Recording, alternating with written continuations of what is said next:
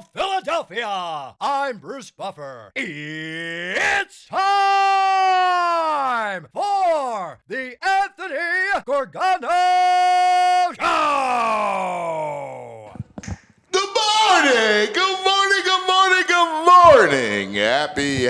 Happy Friday to all across the Delaware Valley. That's right. This is the Anthony Gargano Show presented by TrueMark Financial Credit Union. TrueMark.com/PHLY for the credit union difference. And yes, it begins. The showdown with Shohei. Phillies, Dodgers. What a weekend, baby. Give me some more juice, Andrew. What a weekend. Incredible weekend that's in store. It's big-time baseball. Yes, it's got that showdown feel. I know it's April. I know it's early, right? I get it. The postseason only a mile away. But just to see the best team in baseball, the overwhelming favorite come into Citizens Bank Park, this is going to be great. This is going to be good theater. This is a great weekend. This is why we're sports fans, right? So that in April, we could get pumped up. It means something. And so I cannot wait for the pitching matchups. Yamamoto tonight for the Dodgers against Luzardo. You got Sasaki, who broke down in tears after his last start, against Nola tomorrow at 4:05. And then Sunday, another great pitching matchup, Glasnow v. Sanchez. This is a good matchup right here. Yamamoto, Luzardo, Sasaki, Nola, Glasnow, Sanchez. This is baseball, baby. This is great. This should get people fired up, pumped up, right? This is what it's about. Like, you get baseball, good pitching, the two best teams in the National League, I think, with the Padres. They're right there. This is terrific. This is a great theater right now. Yesterday, Phil's complete the sweep with Colorado, and it was with drama. Firstly, Taiwan pitches ridiculous, right? He didn't have great velo, but what he did was he changed speeds really well. He kept the Rockies hitters off balance. I know Colorado's lineup is not good, but he kept those hitters off balance and was able to hit spots. He didn't blow up. That was a big performance yesterday. 6 innings, 3 hits, not a run. Just 1 walk, 4 strikeouts, and 74 pitches. That's heavenly. You get that from Taiwan until you get Painter up here, I'll take that every day of the week. I mean, that's great. And then, of course, Alvarado makes things a little nuts, a little hairy in the 9th. Loads the bases, gives up the 1 run, bases loaded, 1 out, gets the strikeout, and then gets the final punch out, winds up striking out the side. In the 9th, they escape with the bases sacked. A lot of fun, man. A lot of fun. Good stuff, man. Phillies off to a great start. Schwarber yesterday. Another one. So let's go. Let's bring on the Dodgers. What do we hate about L.A.? Good morning, VG. What's happening, my friend? What's going on? Let's go. You get the good hat. Dude, that Schwarber was insane. Yeah, it would have landed at Chickies and Pete's if the bleachers weren't there. Yeah, that was a bomb. That was a Schwarber bomb. It was a great game. JT looking fleet on his feet. Yeah. Causing havoc on the bases. I'm a JT fan. Yeah. I always thought about that. He had to prove me this year so far. He looks good. By the way, throwing out a great throw. Not only did he look good the whole way, he got beat up back there. Yeah. All right? Mm-hmm. I mean, it's not – he had a couple of great stops from Alvarado in the 9th. I love the Alvarado wild ride. Yeah, I know. It's fun. It's a lot of excitement. It should be – they should have edge of your seat. They should have a ride on the boardwalk in Wildwood called the Alvarado. Yeah. All right? Yeah. And it's like you never know when you're cheating death. Yeah. What was that old saying? It's like, you won't need the whole seat, just the edge. Yeah, Some team used to do that. Maybe the Wings back in the day or something. Yeah, it's great, man. You're not going to need the whole seat. Not with him, man. Listen, he's electric, and his stuff's ridiculous. Mm-hmm. Every once in a while, he's around the plate. And then every once in a while, he gets a little wild. So it's fun. It is fun. But they listen, once again, they Harper look great. double, RBI. Yeah, rip that ball. Yeah. You get a break with the drop fly ball early in the inning, and you're able to scratch out a run. Weirdly, they were a slow start again. Took them to the fifth inning to score against the starting pitching. Mm-hmm. I mean, the Dodgers have been slow starting too in their games. They've been behind almost every game so far. Yeah. Freeman with a shower incident out. Yeah, Woo. that's big. Yeah, that's big, He's scrambling right now to fill that first base. Yeah, no, that's big. And again, the one thing that, again, I'm not looking ahead to October, but we have this matchup, the two best teams in baseball. The one thing I love is the fact that the Phillies have two dominant lefties in Luzardo and Sanchez to throw against that lineup, right? Because you got Ohtani. You'll have Freeman when he's healthy, right? Yes. So they're two big bats, a couple of big lefty bats, and you got obviously Teoscar and Betts from the right side. But I'm dying to see the matchup. I think it's going to be great. If you can't ask for a better matchup in the first 10 days of the season, the beauty, first week of the season. Listen, the Dodgers unquestionably are a great team. But it's funny, David Segui is going to join us coming up about 9:25 in about 15 minutes or so. But one of the things that is really interesting is that, and Segui said, look, the Dodgers are going to win 125 games. You think? Wow. That's what he said. A bold prediction. 125 games. But when you look down the line at the matchup, the Phillies pitching is the great evener of this thing. I agree. They're as good. Yeah. I mean, I know come July they may add 2 Cy Young winners to their rotation. Right. With Ohtani and Kershaw. Yeah. Well, Kershaw's at the end. We may have Painter coming up. Right. Our own future Cy Young winner. Right. It's going to be good. But here's the thing. I like he just did the we thing. Yeah. But here's the thing, though. When you have a rotation like the Phillies do, that makes everything even. Mm-hmm. That does. It makes everything even. It's not like they're the Mariners. They got good bats, too. Right. Right. No, that's our lineups. It's formidable. We don't have Shohei, but we got Bryce Harper. No, listen. Their lineup is Turner. Turner looks good. He does look good, right? And Schwarber, he's gonna cost Middleton a lot of money to extend him. He keeps going like this. I know. No, I mean, listen. It's to me. It's two heavyweights. It is. Yeah. All right. Like if you're going to go the classic heavyweight fight, the Dodgers are Ali. And we're Frazier. Yeah. Well, I just did it too. Yeah. And the Phillies are Frazier. And the Phillies are Frazier. He's got a good. Frazier actually got a nice hat on.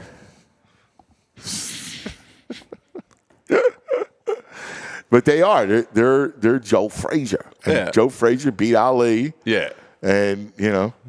I mean, their bullpen's a mighty bullpen. They got a bunch of arms in there, but ours is all right. Yeah. No, they have advantage. We got more than a puncher's chance. I think this is a great matchup. And with Freeman out, it's a big loss in that lineup. It's a huge loss. Are you kidding me? It's a huge loss. And yesterday, look, I thought, man, you get Walker to give you an outing like that. If he gives us that every other outing, right? I'm good. Yeah, he's a fifth starter. You're waiting basically for Ranger and Painter. Yeah, you can't ask any more than that. I mean, listen, imagine if Ranger comes back and is good. No.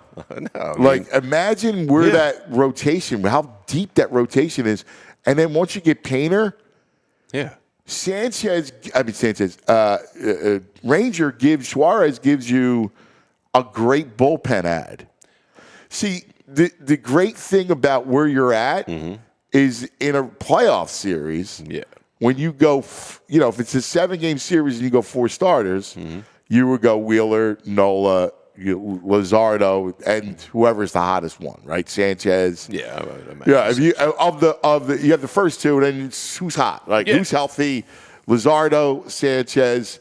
You got Painter in the mix, and then you got Ranger to be a wild card. I love Ranger bringing him in at any point in the game. He's great out of the bullpen. He is. He's got great demand, his whole persona, everything's good. Yeah. So if he's right, imagine adding Ranger to the pen.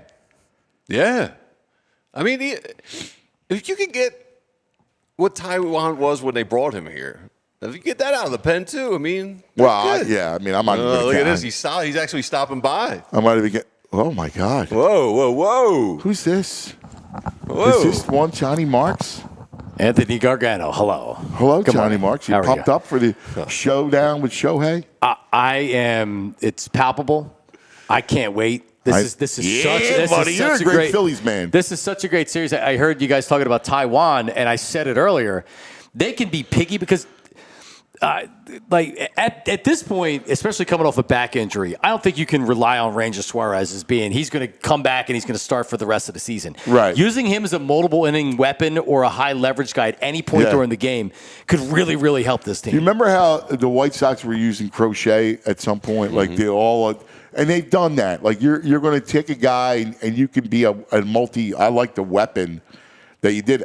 Like that to me portends to the postseason, right? Like because at some point in the postseason you're going to have, if everybody's healthy, look at the ridiculous depth of that He's not rotation. starting. No, of course he's way more valuable out of the pen because you're going to have Wheeler, you're going to have Nola. You're going to have either whoever's hot, Luzardo, Sanchez, and maybe Painter. Because if Painter comes up here and he's the truth, you're going to want to – people haven't seen him. You're going to want that. I don't want him coming out of the pen either. There's people that want Painter coming out of the pen. No. I want Marty Bystrom like. Yes, 5-0. 5-0 Marty Bystrom. It is now. The Phillies' first two series are against bottom 5 teams in Major League Baseball, and the Dodgers are coming in 8-0. But like this is one of these weekend series, Citizens Bank Park.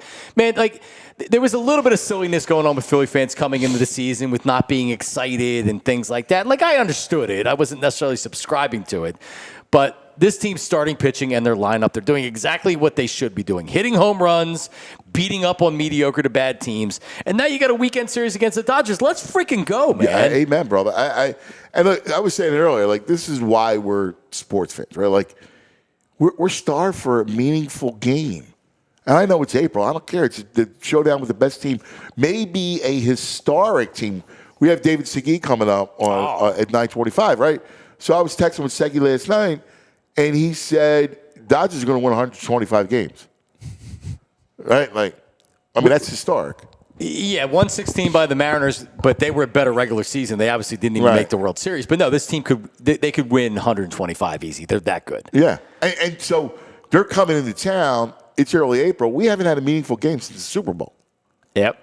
Yeah, and we're not going to have a meaningful game, West Coast to East Coast, the fact that they haven't lost a game yet, they think maybe it's going to be a little bit easier than it is, right? Like this is a Luzardo. You saw him come out, and he's got extra mustard on that fastball, and he's got movement. Let's see what he looks like on a Friday night game against the Dodgers with an undefeated World Series champion coming in. I can't wait, man. I can't wait. No Freeman with the shower incident, which is interesting. Right. I'm with you, man. I think that ballpark should be electric. It better be.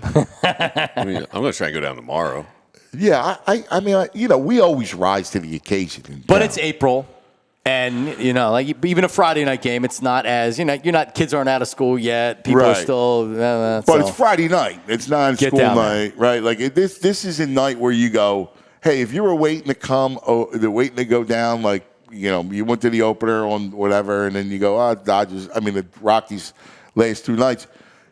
This is the go. You go. When I go, I'm dying. I want to see it. I want to see the Dodgers. Don't you hate the Dodgers? Mike Piazza. They should take his head and put it in the toilet and flush it. It's weird. I still think of him as a Dodger. Get his head. Stick his head in the toilet. Flush it. I can't wait. I hate the Dodgers.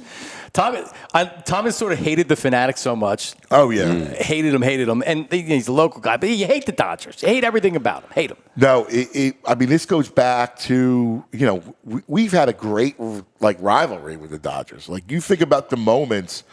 You have the 77, 78, where the Dodgers beat them twice. Black Friday was. Yeah, Greg doesn't know about those days. Black Friday, that drop ball, Manny Mota. I'm all about it. What are you guys talking about? And then you got, fast forward all the way to the great 08 runs. Broxton. Right?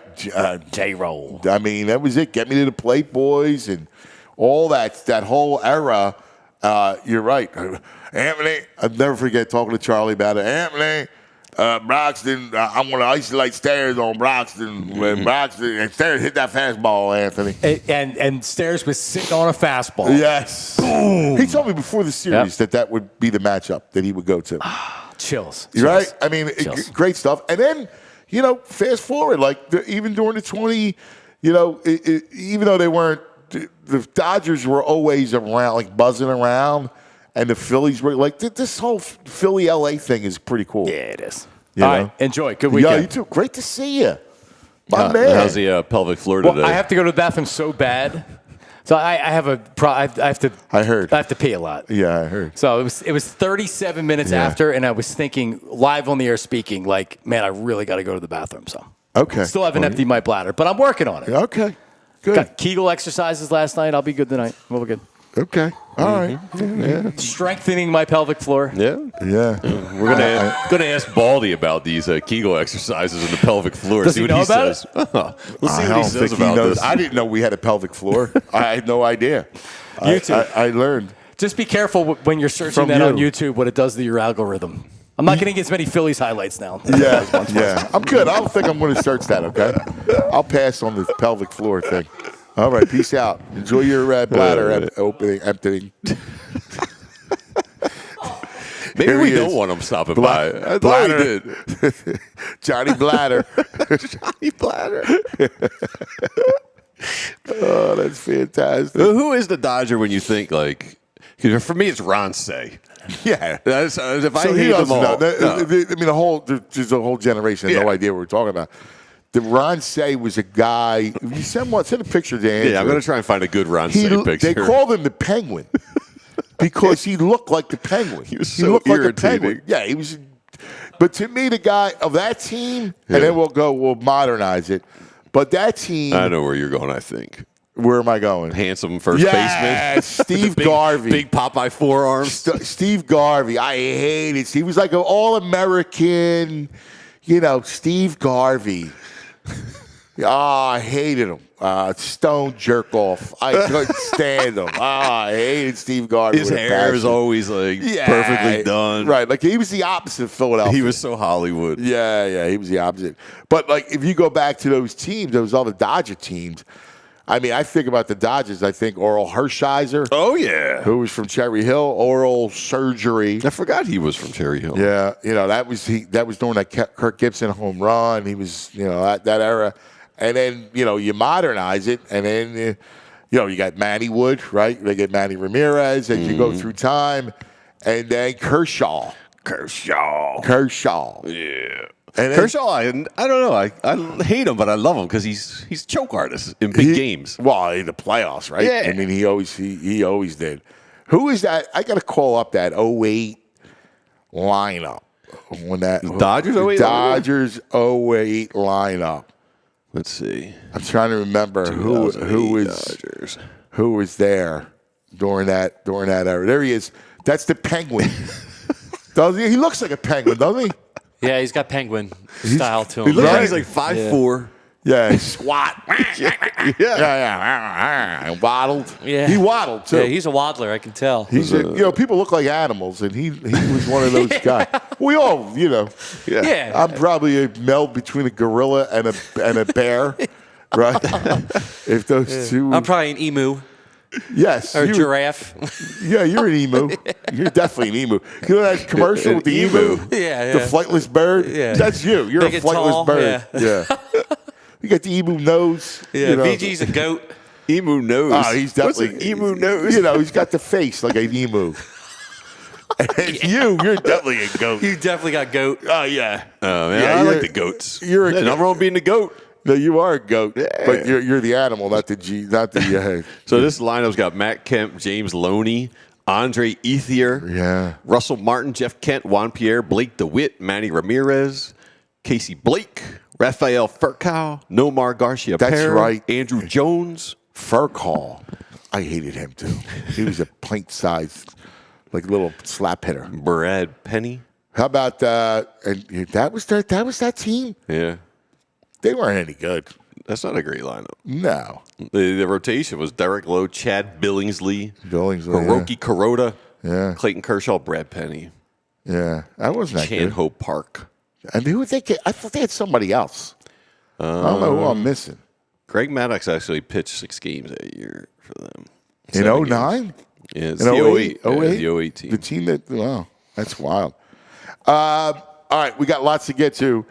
David Segui. So I also want to ask, I was talking to David about the torpedo bats because David is a part owner of Chandler Bats. Okay. Now, Chandler Bats is a local company. They're out of King of Prussia. David Chandler.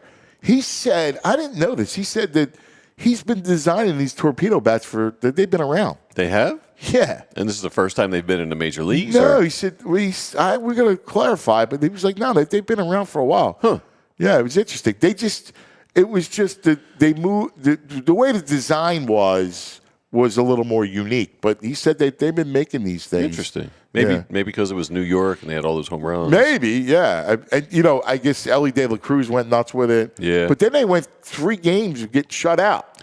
Listen, they set a record. Well, since they're the first team since 1960 to lose 3 straight 1-0 games. Yeah. You know who the last team in 1960 to do it was? Our Philly? Fighting Phils. No way. Yeah. They lost 3-1 games? Yeah, in 1960. Oh, my God. Yeah, no offense with those torpedo bats the last few games for the Reds. Yeah. I don't know. I mean, who knows with that stuff? It's interesting because you think about it. Baseball is such a. It's so hard. It really is. So you get that, right? Yeah. You go, well, you think, oh my God, this is going to be the game changer, and then all of a sudden it drops off the table. Mm-hmm. All right, we got lots to get to. So we're going to talk to David Segui coming up. We got Brain. We got Baldy. We got Bob Nightengale from USA Today. Yeah. Danny D, the AD. Yeah. And Todd. So we got a whole bunch. There's a lot of great shows out Let's there. see if Brain got a chance to talk to his advisors yesterday. Yeah. Let's see. 'Cause He was thought- scared, man. But he said that you guys are on. Oh, at the end. But Yeah. Yeah. And Broom's elbow, no restrictions. So he's Yeah. going to be scared today. Yeah, you think so? Yeah. Yeah. Shoulder. Wasn't it shoulder? Wasn't the elbow? Whatever. Well, I just Yeah. saw the no restrictions. Yeah. All right, let's talk about some of our friends, shall we? That's it. Let's talk about Rothman Orthopedics. That's right. Let's talk about getting back to what you love. You're a weekend warrior. We're weekend warriors, right? Also just trying to keep up with the kids, throwing BP, getting out there, catching, doing all kinds of stuff, right? Like, you know how tough it is when your body doesn't cooperate, right? And here's the thing. That's where Rothman comes in. That's where Rothman Orthopedics is here to help us with movement. Yeah, so whether it's pain from playing your favorite sport, an old injury, or just catching up, Rothman's team of experts is here to help.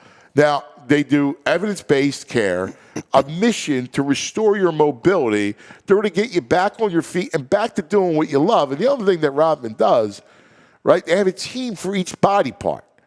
So you're talking knee, you're talking neck, spine, right? You're talking elbow, shoulder, Yeah. right? Every body part, they have a team to help get you back on your feet. So don't let pain hold you back. Visit RothmanOrtho.com/PHLY to schedule an appointment today. That's RothmanOrtho.com/PHLY to schedule your appointment today and get back to being your best self. Rothman Orthopedics, we're getting you back in the game is their mission. And TrueMark Financial Credit Union is here, as always, to help us out with some savings. Savings are important. Got my car inspected yesterday. You know, the bill's not nice. Thankfully, I had some savings set away. So spring into some savings now that it's spring. And if you got some financial goals, whether it's buying a house, taking that dream vacation, building up your emergency fund for car stuff, or just a little fun money on a rainy day, TrueMark Financial Credit Union is the perfect place to open up a savings account. They got a bunch of options that are good for you. TrueMark Financial, they offer high-rate certificates. They got some money market accounts, all to help your money grow faster and work a little harder for you. So visit TrueMark.com for the latest rates and to learn more. TrueMark Financial, they're federally insured by the NCUA. Equal opportunity lender. Rates are subject to change. TrueMark.com. Check them out and get started on an all-important savings account. That's some good rates. I like it. I like it. TrueMark.com. That's it. We got our man? Not yet. I know it's early. He's in Arizona. So he let me know when we get when we have Those him. guys, Arizona. He's probably at the gym, up early. Can I ask you a question? You guys are talking about Freddie Freeman and the shower incident. What was the shower incident? What happened? I don't know. Slipped. Slipped in the shower? Yeah. Hooligan, horseplay in the shower, never good. Yeah. Never good. You slip and you fall. Yeah, never want to horseplay in the shower. No. Did you ever get hurt in the shower? You ever slip? No, but I've seen horseplay going on in high school showers. That's horseplay. Yeah, of Yeah, course. But you know what's funny? The old houses, like my grandmother's house, had the sticky thing on the shower. Ooh, I didn't like that. You know what I'm talking about? Yeah. Grips. The grips. I Yeah, like that. My I didn't like grandmother the had feel. those. Yeah, I think that was a back in the day thing Yeah. because They they were. had the weird thing at the on the shower. I mean, you didn't slip, but that was. I guess it was. It felt like it was way more slippery back in the day. The shower. You Yeah. think? You Yeah, I they're- think now- they have less slippery coatings I don't and know. tiles? Yeah, I could be wrong, but I don't know. hated the feel when these things got all squishy and the water was on them. I hate those grippy things in the showers. Not a Yeah, fan. I don't know. My did your grandmother have that? Did your mother? It must have been my grandma. Somebody Yeah. had it. It was definitely not our house, so it must have been my grandma's house. Yeah, they had that, and they had the of course the plastic cover. Oh, well, only my Italian grandmom had that. Yeah. Yeah. My French grandmom did not have the covering, but Yeah, Grandma Caputo had everything covered in plastic. Yeah, well, and then the worst is when the plastic would slice. Oh, So it would dude, cut. it's so jagged. You're right. So if you lay on a couch, you would get stabbed, and that plastic would slice you. It was. Now I got to slice you, and it would slice you. And then the other thing is when it was hot, Oh, he had they didn't shorts believe in on? air conditioning, right? Yeah. So it was hot, and hello there, Tyler. Tyler? And then you'd have to peel yourself off Yeah, the the plastic. back of your thighs would It was- stick it to it was with like- the shorts. Yeah, it was like you get peeled. Sounds horrible. Yeah, it was. The furniture was in great shape. Yeah, because you never touched it. Yeah. Exactly. It's crazy when you pristine. think. It's crazy when you think about Where it. did that originate from? Like, why did they? Where did they come up with that? That's not a They were- European Italy thing, right? I don't. Who knows? But here's the thing: what we loved. So they would put you. So then she would say, "Put the sheet on it." Because they would have the downstairs sheet, and the sheet would go on the couch. Yeah. Or on the floor, like we would on the floor and we'd put the sheet on the floor. Put the sheet on the floor. Because you watch the game, like when my cousin and I would watch the game on the console TV. Yeah. So the console TV was on the ground. Mm-hmm. So we like to be floor level All right. watching the game. So you put the sheet down. So I had to put the sheet down. You don't remember the sheet? You didn't have the sheet? My grandma did not have the sheet. No? No. No? Sheet's new to me.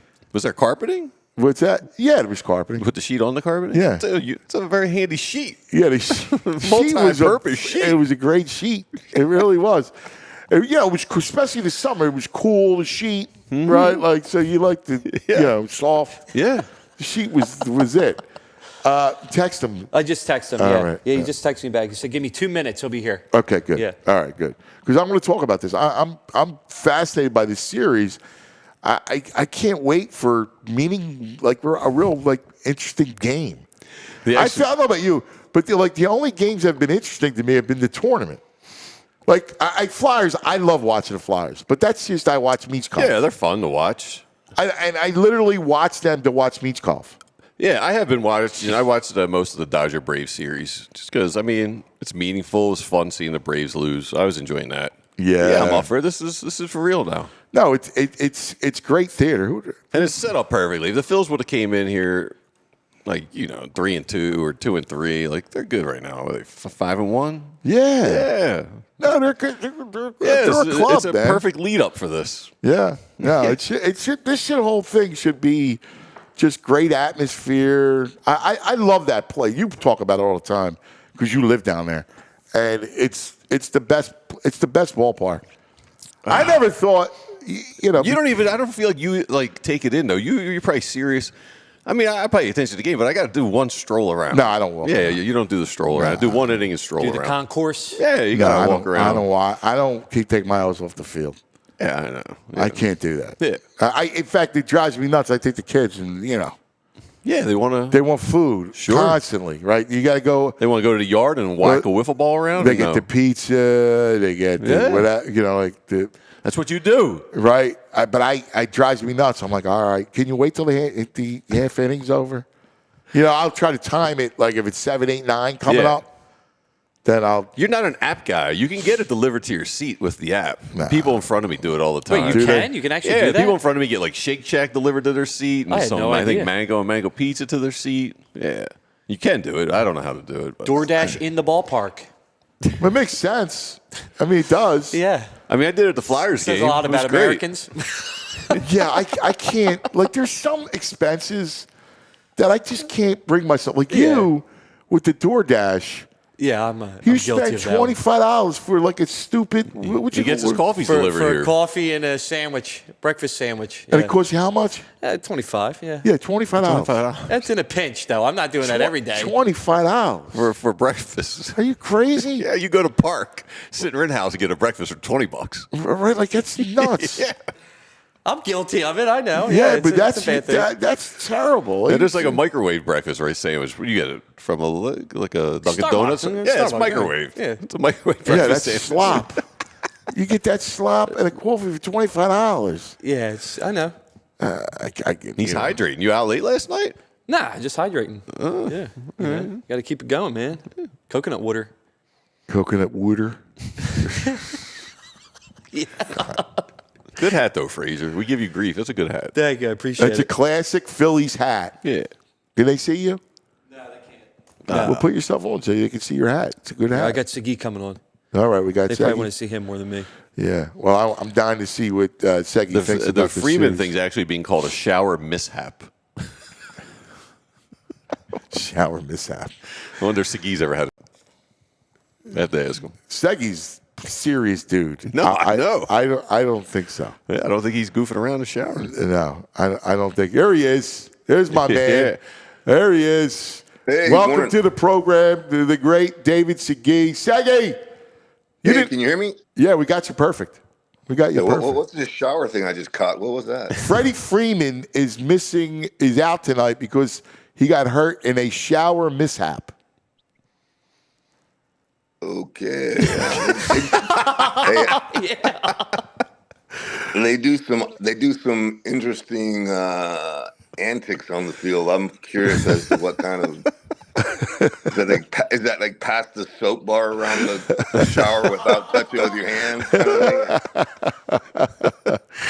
So we were texting last night, and you said that this Dodger team could win 125 games. It sounds crazy. I would say 130 games. Where do they lose 30 some games? Like with that staff, I know. with the lineup.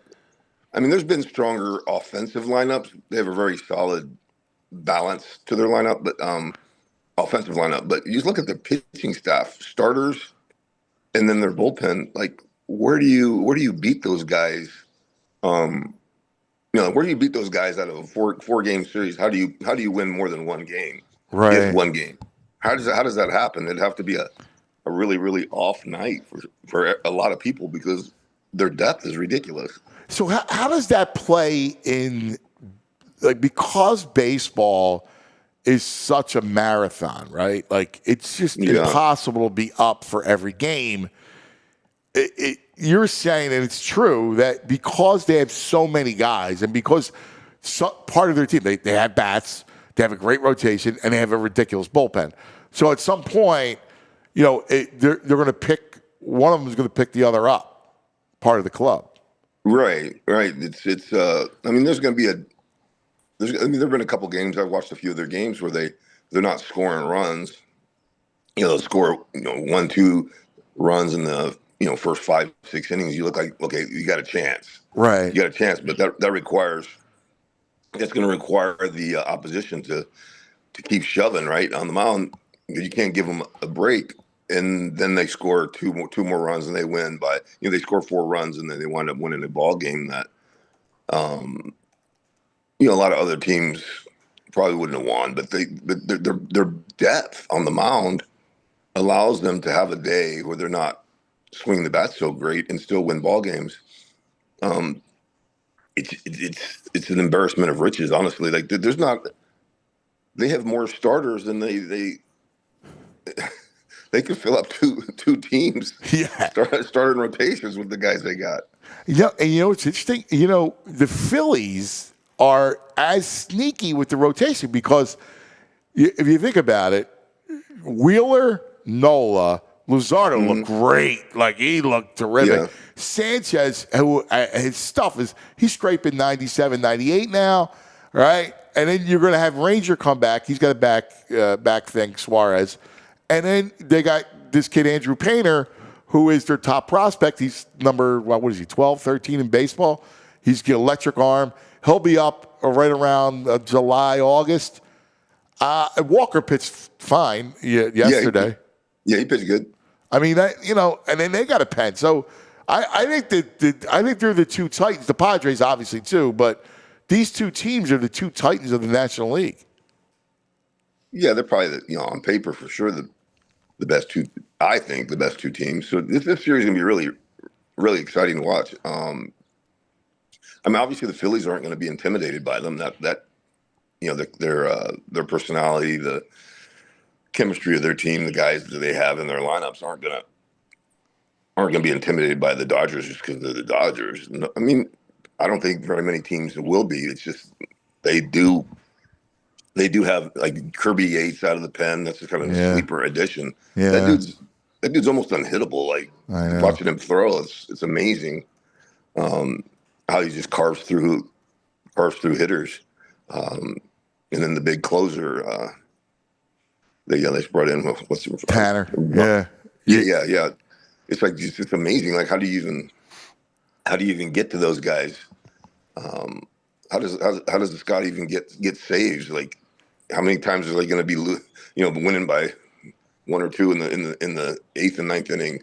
I don't know. It's gonna be an interesting series to watch. It's gonna be kind of a playoff atmosphere, I think. Yeah, I think so. I give the advantage to the pitching matchup. You got Yamamoto, Luzardo tonight. Sasaki, who had that meltdown after the game, against Nola tomorrow, and Glasnow against Sanchez. So Wheeler doesn't go, but the Phillies still throw 3 big arms at him. Yeah, they have great arms. I watched the game yesterday. That game turned out to be a close game, but it really wasn't. Just in the 9th, but was it Alvarado? He was the one. What is he touching? 101. Yeah. And it looked like they had his pitches. You're throwing 100, 101 sinkers in there, and they're turning on his stuff and then spitting on his off-speed pitches. So I would probably take a closer look at the video if I was him to see. It appeared that they had some kind of tip on his stuff because he was his arm last night was electric. To see him getting in a jam like that and was that was curious. No, I felt the same thing. I'm like, wow, man, they were churning on him. I'm like, wow, like what that seemed. It's a great point that you bring up that he could have been tipping stuff because the telltale sign when they throw a slider, when you throw they're on your heater and you're throwing that hard, and then when you throw you a breaking ball, they're just it almost looks like an automatic take, like they didn't even flinch at it. Yeah, and that's usually a telltale sign. But I mean.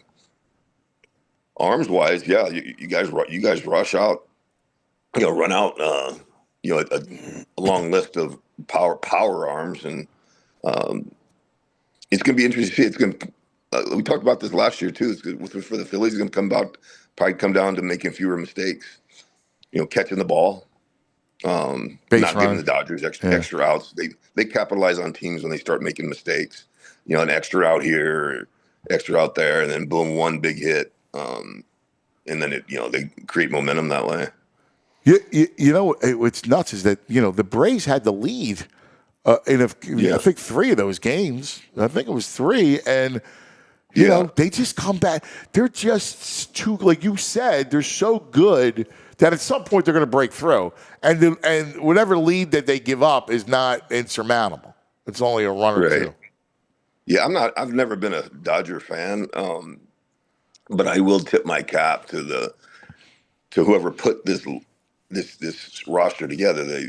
Offensively, they really created balance. It's not lopsided, just pummel you to death with power. You have little guys that know how to get on base. They know how to. They'll play the game from top to bottom. The guys will move a runner over. It doesn't matter who they play the game. The team game, the old school. Put the ball in play. Hit behind a guy and get him over from second. They play that game. And it works. And it looks like it's a team philosophy. I like watching. I enjoy watching that. I know that's that's the game you grew up on. That's baseball in your mind. I agree with you. You know who's got off the good start is Edmund for them, and he's getting a little pop too. That dude, since he came over there, has been such a spark plug. He changed the whole dynamic of that team, in my opinion. A little hard-nosed guy. He does whatever he needs to do to win a ball game, whether it's with the glove, on the bases, with the bat, and then the part that surprised me was the power. The power he's shown from both sides of the plate. That's been really impressive. Right from the right side, he's really dangerous. Switch to the Phillies again for a second.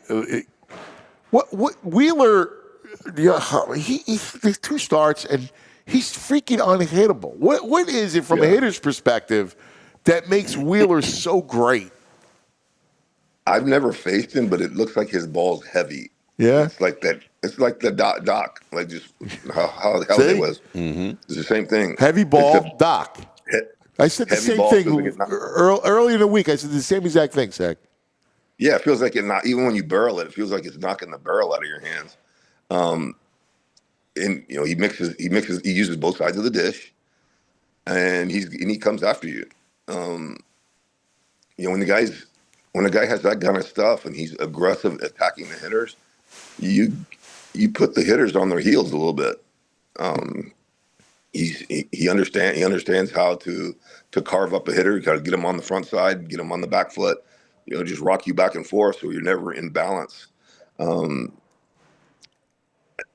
His stuff has always been great. I mean, he's not one of those. He's one of those guys that's not fun to hit off of. No matter how.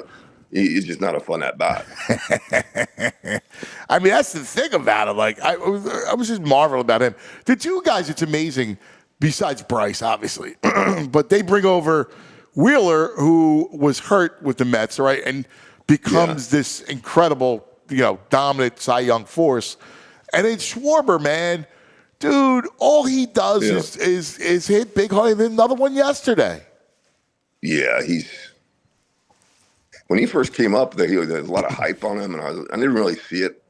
As he's matured, he's gotten more consistent, and what I really enjoy about it, I don't know him. He looks like a team. He looks like a leader. Yes, he looks like that. He looks like that guy that they follow, and he knows everything. Mm-hmm.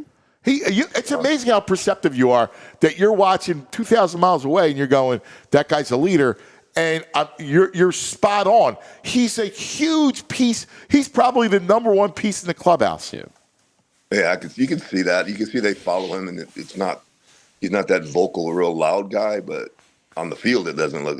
But the way he carries himself, he carries himself with confidence. And when he's not hitting well or he's having a bad game, it doesn't look like he ever loses confidence. It doesn't look like he knows. It's one swing, one more opportunity. I can change this, and I think the team feeds off of that, knowing that they're kind of on his back without him really saying, "Get on my back." Right? He just does it. And teams need a guy like that. That you always need that guy that's a steady force, is going to produce. There's a lot of guys that have leadership ability, but if you don't perform on the field, and you lose a lot of credibility in the clubhouse. But, Right. So you got to be out there and you got to be producing to be able to lead like that. So I want to switch gears a little bit because the big story, obviously, this week were the torpedo bats. You are part owner of a bat company, Chandler Bats, which is here in Philadelphia. Authentic bats. Authentic. Authentic bat. It's David, right? The Chandler? David Chandler. Yeah, he used to be the owner of Chandler Bats, but no, he started Authentic Bats. That's a separate company. Yeah, Okay.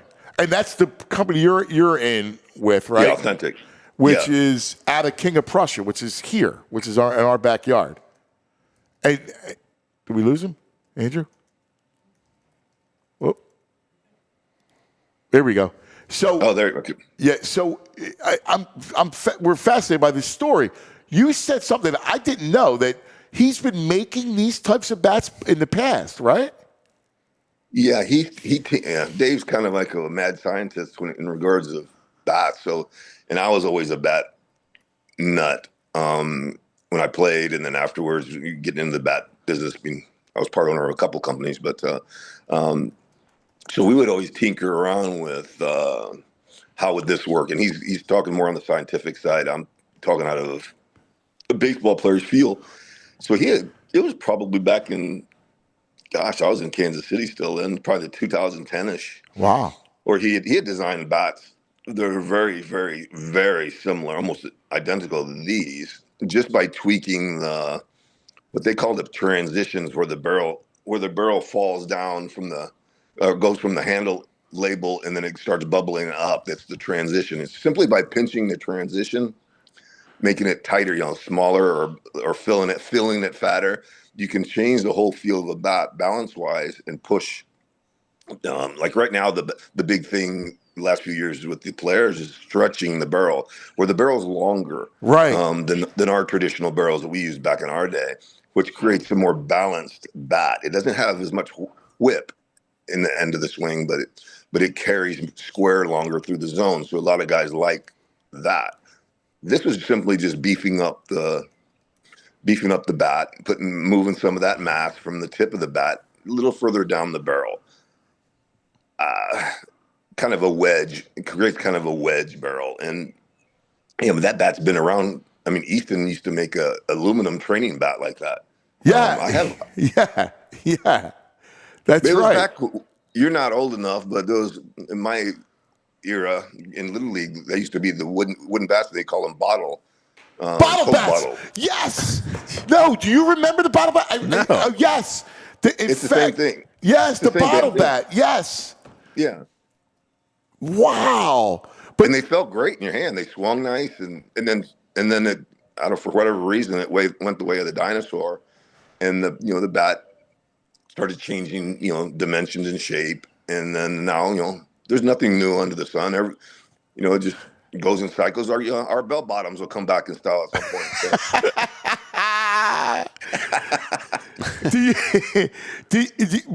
Do you think it's kind of like more of a psychosomatic thing where? No, it's not. There is some merit to the science of it. It does, because it creates a different feel in your hand, and that's why there's 8 million different bat models. It's going to be dictated by your swing and your feel. Each individual hitter has a different feel, so that's why one guy will pick up one R161, which is fat handle, fat head, big arrow, and then at C271, more balanced, more medium tapered handle. It just depends on what feels good in your hand. Like, I picked up guys' bats before that were great hitters. I was like, ooh, yeah, no. But it worked for them because of their feel and the swing type they have. So this simply gives you a balance. It gives you kind of a best of both worlds. You still get that bat head whip at the end but you also have a good feel of the sweet spot of the bat in your hands, to where you can carry that bat square, not roll over too early. Oh, hey, man, you guys are good. Wow, how you found that quick? Okay. Yeah, look at that, the bottle bat. Yeah, see the one. Yeah, there you go.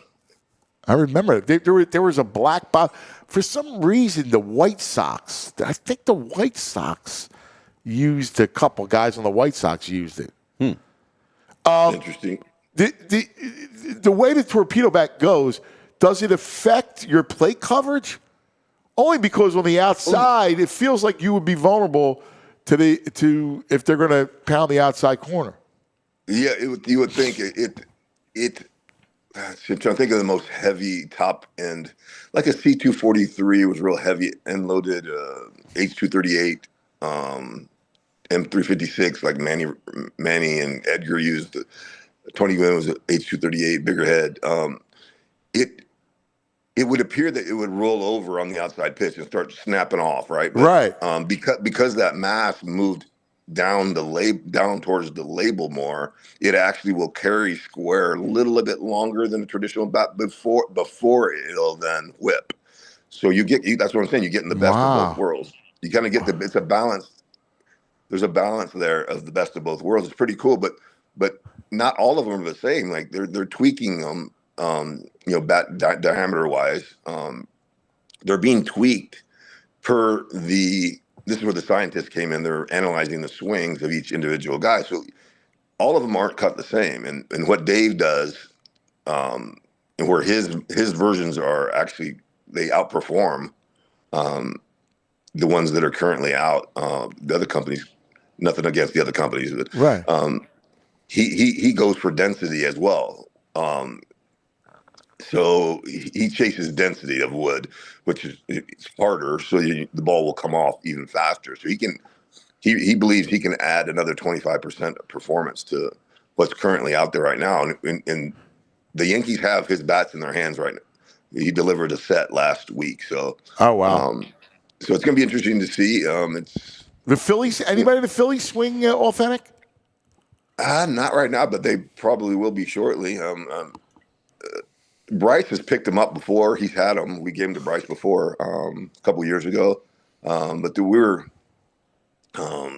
been laying low kind of the last couple of years, getting things in order with, as a new company, making sure that we could fulfill orders. Right. So we're now free to kind of let Let's go, Just man. attack Come the get to market now, town, so. man. Come to town. Let's go.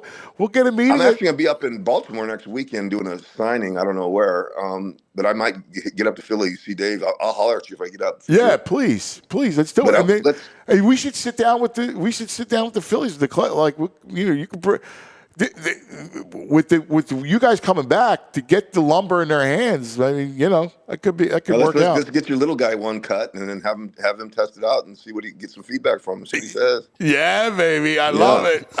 We got a big tournament tonight. When I was texting last night, I was at practice last night. Oh, nice. Yeah. Do you sit by the outfield fence, or do you get on the field? Nah, I'm in the dugout. I help out. Attaboy. Yeah. I got it. I listen. I'm always. I can't stay away. I'm assistant, right? So I have to. I coach basketball, assistant baseball, assistant football. I can't. I have to be a part of it. So your kid plays shortstop and leads off. No, he's an outfielder, pitcher, plays third, bats fourth. But it's funny. This age is fascinating because this is the age where kids are getting their off-speed stuff over, right? So they're getting their breaking pitch over, and it's really messing with the hitters. So now, like I was teaching them last night, I'm like, you got to first identify the breaking pitch in a fastball, and you got to sit fastball, right? Like early in the count, before if it's 2 strikes, you got to protect. But early in the count, just sit fastball. Look, and I'm teaching about the dot. Look and see the spin, see the dot, and sit for the fastball and try to recognize it. So last night, we were just having them recognize breaking pitches versus fastballs, and making sure that you're, especially early in the count, just hitting off the fastball. The way I always taught it was because I never looked fastball, but your front foot is always on time for the fastball, and your hands are always waiting to see the ball, if that makes sense. Yeah. Your hands stay back, foot down, hands back. So my hands have to see it. So I always told my hands, I separated my front foot. My front foot is always on the fastball, no matter what. and then my hands are sitting on like a curveball. So if he throws a fastball, with my foot already being down, hands back, I'm in the hitting. Yeah, you're in the zone. Yeah. Because that's where the recognition point is. The recognition point is as your foot is planting your front foot's planting. If I tell somebody to see the ball, they'll wait till the ball is tracking to the home plate before they even pick up their foot and start to move. Now I saw it, and I was guilty of this in the big leagues. Guys could say, good split finger pitcher. Hey, make sure you swing at one in the dirt. Of course, you got fooled. And then everybody in the dugout screaming, "Hey, see it, see it!" So then they'll say, "Okay, your logical brain says, okay, you can't fool me if I see it." So I sit there still with the bat in my hand, looking, watching. Okay, here it comes. Oh yeah, it's not a split finger; it's a fastball. Now I'm trying to pick up my foot and load. So you're late in the catcher's mitt. Now I'm late. yeah. It's funny because like last night they were late. And I kind of thought that would happen. Yeah. But just to I just want to train their brain to give you a little recognition to it. Mm-hmm. Just to help them, because right now you can see it. Now that pitchers can throw their breaking stuff for strikes at that age, because he's in 12U. So at 12U, starts to happen. I got this soft toss machine that I'm gonna send you some. I'll send you some video of that's exactly for that. Oh, wow. It's pretty cool. Ground Zero, I think it's called. They were so kind enough to send me one. So I showed it to the Rockies. They loved it. These guys loved it. The ball just pops up like a soft toss. It's a box on the ground with the different contact points, and you'll hear 3 beeps, and on the 3rd beep, the ball pops up on a random, because you loaded the balls on different contact points, and it pops up, and you gotta land consistently in the same spot, so with your hands back, to be able to control the outside to the inside. That sounds awesome. That sounds incredible. It's perfect for this exact thing you're talking about. I'll send you some video that's pretty cool. It's in the back of my truck right now. Yeah, send it to me. I want to check it out, man. That sounds awesome. That sounds I'll send great. you some videos of a couple of the Rockies guys swinging off. It's pretty cool. And it's very simple. It's a very simple machine. It works. So I wonder if the Phillies have one. I got to ask them. They're not. No? I would like to get in front of them Hey, when you come here, we'll get him in front of them, okay? All right, sounds good. Yeah, we'll set the meetings up. I appreciate that. Yeah, it'll be great. All right, my brother, you're the best. I love talking ball. Are you kidding me? Dude, I can listen and talk to him all day. I know. It's just the fact that he picked up Alvarado, might be tipping his pitches. Right. Fascinating. Nobody knows the game like No, and I wonder, like what is the process with that? Who sits down with Alvarado? Is that the pitching coach? What's the process if they think he might be tipping? Yeah, usually they'll go in the video room and then just study. I worked for an American League team year before last, and that was my job. They sent me a laptop, and they actually paid me to sit and just pick up pitchers' pitches, because I got it. When I played, I played for Frank Robinson, and by the 2nd inning, Frank Robinson had every single pitcher's tips, and so I just sat there and listened and learned, and then was like, holy cow! Like my entire career, like Sandy Alomar. When I played with the Indians, we had everybody. Alex Rodriguez is real big on it too. There's a lot of guys that got really, really good at it, and we would just basically have a competition on the bench, see who could pick it up the quickest. And virtually every pitcher tips something. You only need one of their pitches. If you can get one of their pitches tipped, then you eliminate, right?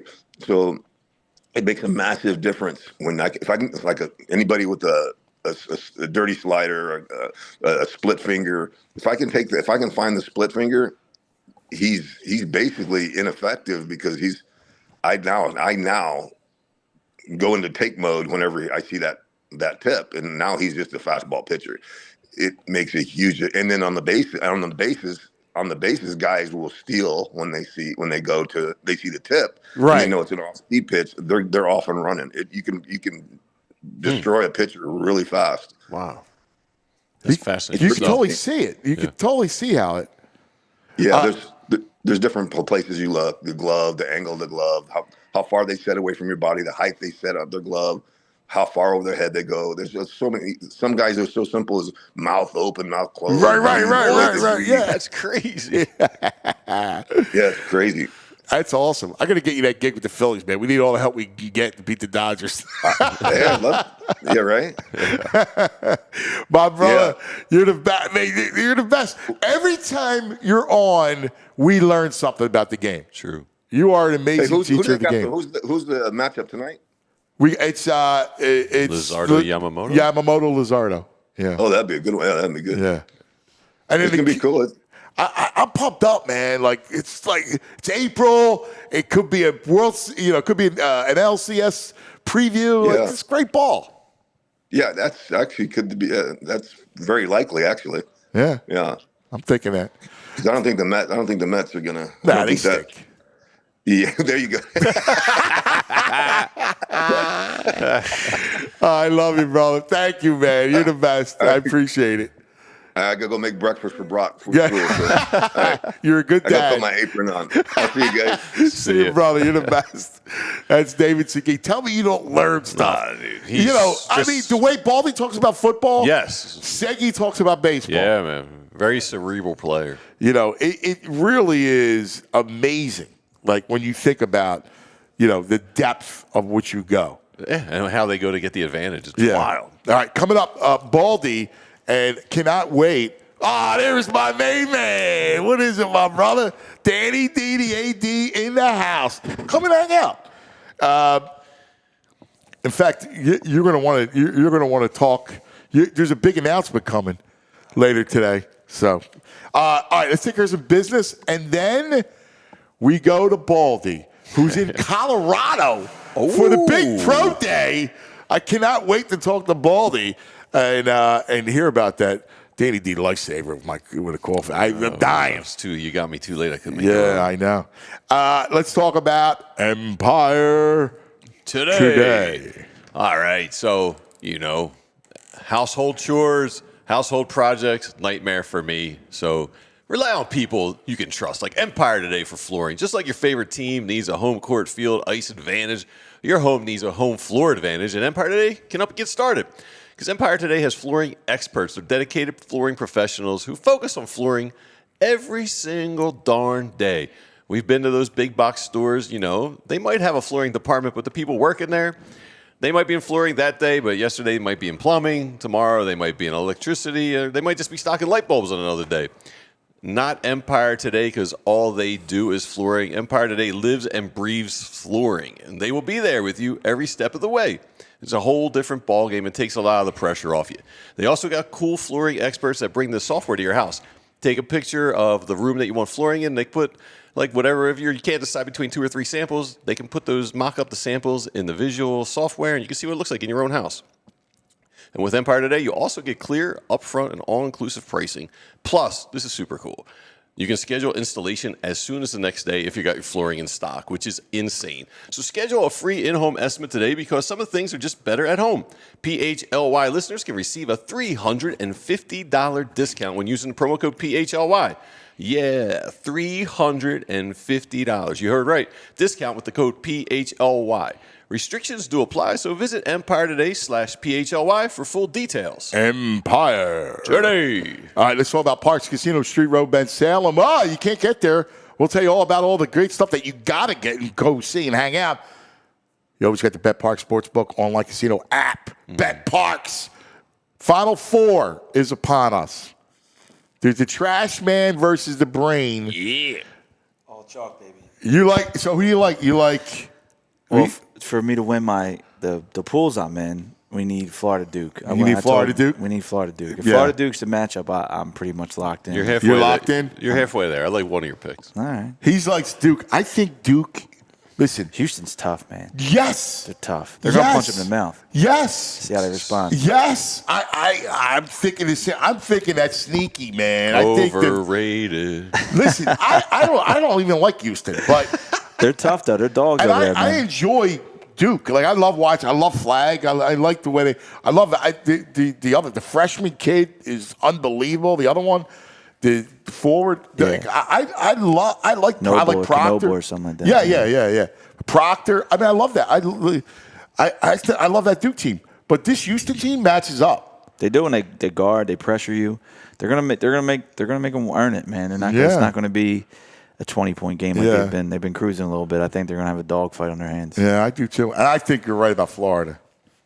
Yeah, they're just so talented. They're deep. Listen, Houston gives up 80 to Bama, 86 to Kansas, 82 to Texas Tech. Duke might put 90 up. And we got a Dookie guy coming up.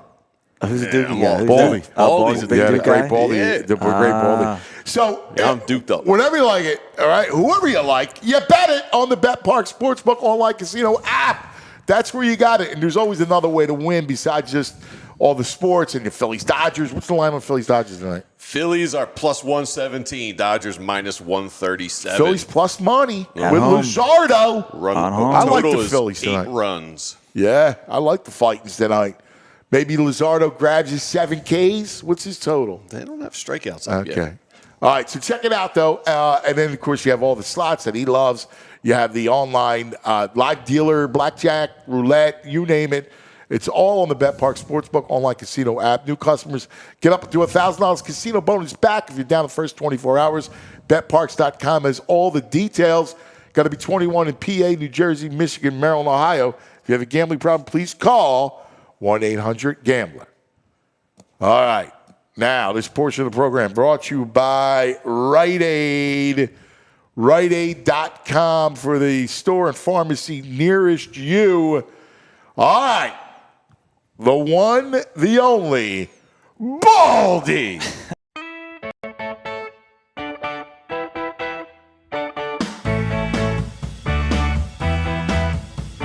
Baldy, Baldy. Oh, let's talk some football. Baldy, Baldy. Oh, he likes pizza and football. Oh, Baldy. There he is. The man, the legend. Morning, cuz. Morning, guys. What's up, Baldy? Oh, we man. doing? What's going on? Where are you guys coming from here today? Where are you? So we're in our studio, but on Fridays we do the newsroom. So Okay. we're out. All right. It's I see bigger. a different setup. Yeah, it's fun. It's like a big new. We have people, guests come in, food, and it's like a big party. All right. Cool. Yeah. So I'm dying to hear about this. So what's the story about the Colorado? Well, I'm looking out here at the Skillet Mountains. Beautiful place in Boulder, by the way. Snowing yesterday. Everybody's heading up the hill here to Folsom Stadium in the indoor facility to watch this Colorado Pro Day. I was just out in the gym and saw a bunch of guys from the Browns. They're all here to basically, they took Shador out to dinner last night. Typical 21-year-old did you see kid. Kevin? Even if it's Deion's kid. Quiet. You got to pull stuff out of him. You just imagine, maybe he goes number 2 to the Browns. Who knows? But, they took him out last night. They want to see him throw today. The weird thing is I don't think Travis Hunter's going to work out. Really? And honestly, no. And it's just bizarre. They describe him as being, you're a wordsmith here, cuz. So they describe him as being mercurial. Yeah. Which, on a college campus, okay, if you are studying, some English language, okay, mercurial, but that's not how you want a football player to be described. No. I don't know, I think he might be the best player in this draft just because of all the things he can do, but you think every single team is represented here, including, the Browns and the Giants and Tennessee. You'd think you'd want to put a show on just to show people that, okay, so you play 114 snaps a game, but you kind of want to just see him move, run a route, catch a ball, defend the ball. You kind of think you'd want to see that. Yeah, I don't understand it. That's bizarre to me. I mean, you got all these teams because you look at the Giants, and the Giants to me would be in the market he would be number 1 for me for Travis Hunter. And so it's kind of, you can read sometimes, because not always, but you can read sometimes if teams send a big contingency, if they don't send a contingency to watch a player, especially at the very top of the draft. And the word was the Giants weren't coming because I think they thought that they've already been around Shador. They've talked to him. They've been with him. But I think they heard that Travis isn't working out. Then I heard the Giants are coming. So then I hear that maybe Travis will work out. It's just sort of, that's how he is. kind of not flaky, Right. material. So I don't know. Like we'll see. We're going to talk to Shador. We're going to watch him work out. I'm going to do the commentating today. We have a 2-hour live show on the NFL Network. Wow, 2 hours. An hour with just going to be Shador throwing. So I could just imagine, honestly, because knowing how much you love quarterbacks. Oh, yeah. How much you would love to be next to me or even having a mic. Just basically. And I don't need a mic. I just want to be next to you. I just want to watch it. No, nobody should overanalyze a quarterback throwing the ball, but there's certain things that you can definitely clearly see when a guy throws a football. Yes. You know, whether it's the velocity, how it comes out of his hand, you know, the laser accuracy. There's just certain things that you like to watch. You know, part of what I do every Sunday for the last 26 years, I've done a game every Sunday. I love being on the field before a game. I love watching Mahomes. Yes. I love watching Justin Herbert. Like, I love watching Josh Allen. I love watching these guys throw. You know, it's one of my favorite things to do on Sundays. And so I'm just going to take that approach today to watch Shador. Yes. So you and I watched his tape, right? And it was a difficult watch because of A, their offense, B, their O-line. So there wasn't a lot of pro throws that you had to sift through a lot just to get a couple pro throws. Yeah, but let me just go a little further. So what I did, cuz after we did that, I went and I watched every single throw of 20 yards or more. Okay. Over the last 2 years of Shador. So he throws a very good deep ball. I mean, I'm not going to lie. Like it's not completing them all. Right. And you can say there are a lot more jump balls than Travis Hunter, and he's just a phenomenal athlete. And he out-athletes these guys down the field to go catch it. But he does have great deep ball accuracy. But in the same context of what you're just saying, there's not a lot of reads. Yeah. There's not a lot of processing. Yeah. It's kind of like point and shoot and throw. Right. Which is a lot of college football and why we get a lot of this stuff wrong. Yeah. Especially at the very top with a lot of these, quarterbacks. There isn't a lot of processing. Now, with that said, you mentioned the not just the protection, which wasn't really adequate, but teams blitzed the hell out of him. You know, they played a lot of blitz zero behind it. Yeah. And so the ball's got to come out fast. Yeah. And I'll say this. He throws the ball from a dirty pocket pretty good. He can definitely take a hit. But he does, like a lot of these guys, like we saw Caleb last year, man, they want to get out of the pocket. Right. They want to get out of the pocket, and which is okay. In college, if you're down 28-7, you got to win a game. You're going to go try to win a game. Like, let's go make this play. But at the same time, it makes the evaluation just a little bit tougher. And it's not like he's this super athlete that can move a lot. He's really a pocket guy. Yeah, he is. Like, he's not Jaden Daniels. No. Jackson Dart is a very good athlete. Like, he can take off and scoot. Yeah. But it's not really what Shador does, which, look, maybe that's going to be a good thing. Right. Like, maybe glued to the pocket, play action. You put him in a Shanahan-type system. Maybe he could flourish with that, with the selling the run game hard. It seems like, you look at all these coordinators out there, they're all out of Sean McVay or, Kyle Shanahan's offense right now. You look at what they just did in Houston. I mean, they're all coming from McVay's offense. And a lot of that is, under center, play action, something he wasn't doing at Colorado. So maybe in the right system, you could really accent some of his strengths. But he's a guy, and tell me if I'm wrong, he's a guy to me that screams he's got to sit and watch for a year. Like, he can't play next year. I hope, cuz. I think it would really benefit him if he can just blend in the background. You could pick a team, like even if the Giants, I don't think the Giants will take him at 3. I just don't. Yeah. I don't. But I can see the Giants, if he does drop, past the Raiders or, you just go down the list of teams that are quarterback needy. Raiders are sitting at 6, Jets at 7, Pittsburgh at 21. Like, I can see if he drops, the Giants trade. They got the 34th pick.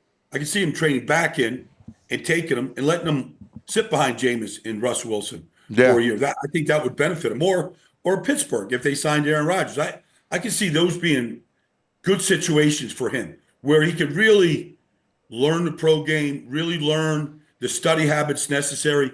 The break, I think it's important for him to break away from his dad and the whole social media thing and everything that they've done at Jackson State and Colorado. And I'm not criticizing it. It's just, you've got kids that are, playing for you. Like at some point, send them to another camp.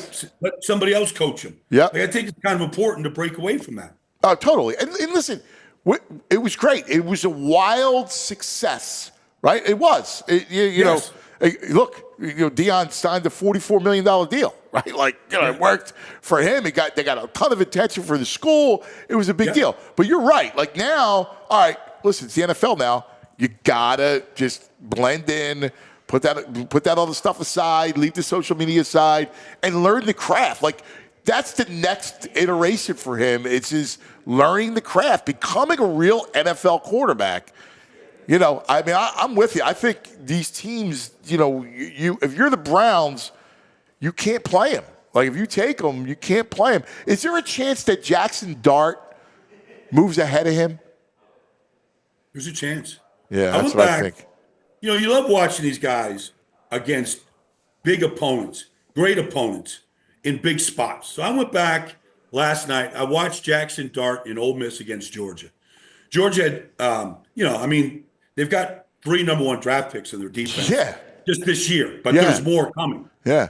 And they played that game in Oxford on a Saturday night, and he threw 1 interception, but on the play, the kid Jalen Walker hit his arm, the ball popped up, he got intercepted. That was his only mistake. Like he made one, they were backed up on the 1 yard line. Yeah. 3rd and 10. Gets that defense. He's in the end zone, and no pun intended, he fires his dart. They get out of the end zone. Next play, 33 yards, like a dart over the middle of the field. Next thing you know, he was awesome against Georgia. Now, he played, I think he started 38 games. That was his best game, but against the best opponent, where it was a big, all right, here comes the dogs. Here comes you know where they are. And they beat him. Yeah. There's a lot to like about him, cuz. And he's a good athlete. Yeah. And he's big. He's 6'2.5". He's 225 pounds. Like, he's sturdy. Like, there's a lot to like. I don't think he gets out of the first round. I mean, if he doesn't go in the top 10, I can see easily somebody trading back for him, get him on a 5-year rookie deal, maybe let him sit, let him learn. But there is a chance, to answer your question, that he could go in front. It's funny because I believe that. I was talking to somebody about it, and they were like, I got a feeling, because I'm with you. I did a lot more dart stuff, and I liked him watching him. I did a lot more dart stuff. I was like, he's ready. Like, he can play next year. I think he's got upside. Well, I mean, look, Lane Kiffin, he's just down. Lane Kiffin is a different, he's a different type of coach. But, the guy can coach, though. He coach offense, man. Yeah. He knows, he knows how to put 11 guys on the field and go attack.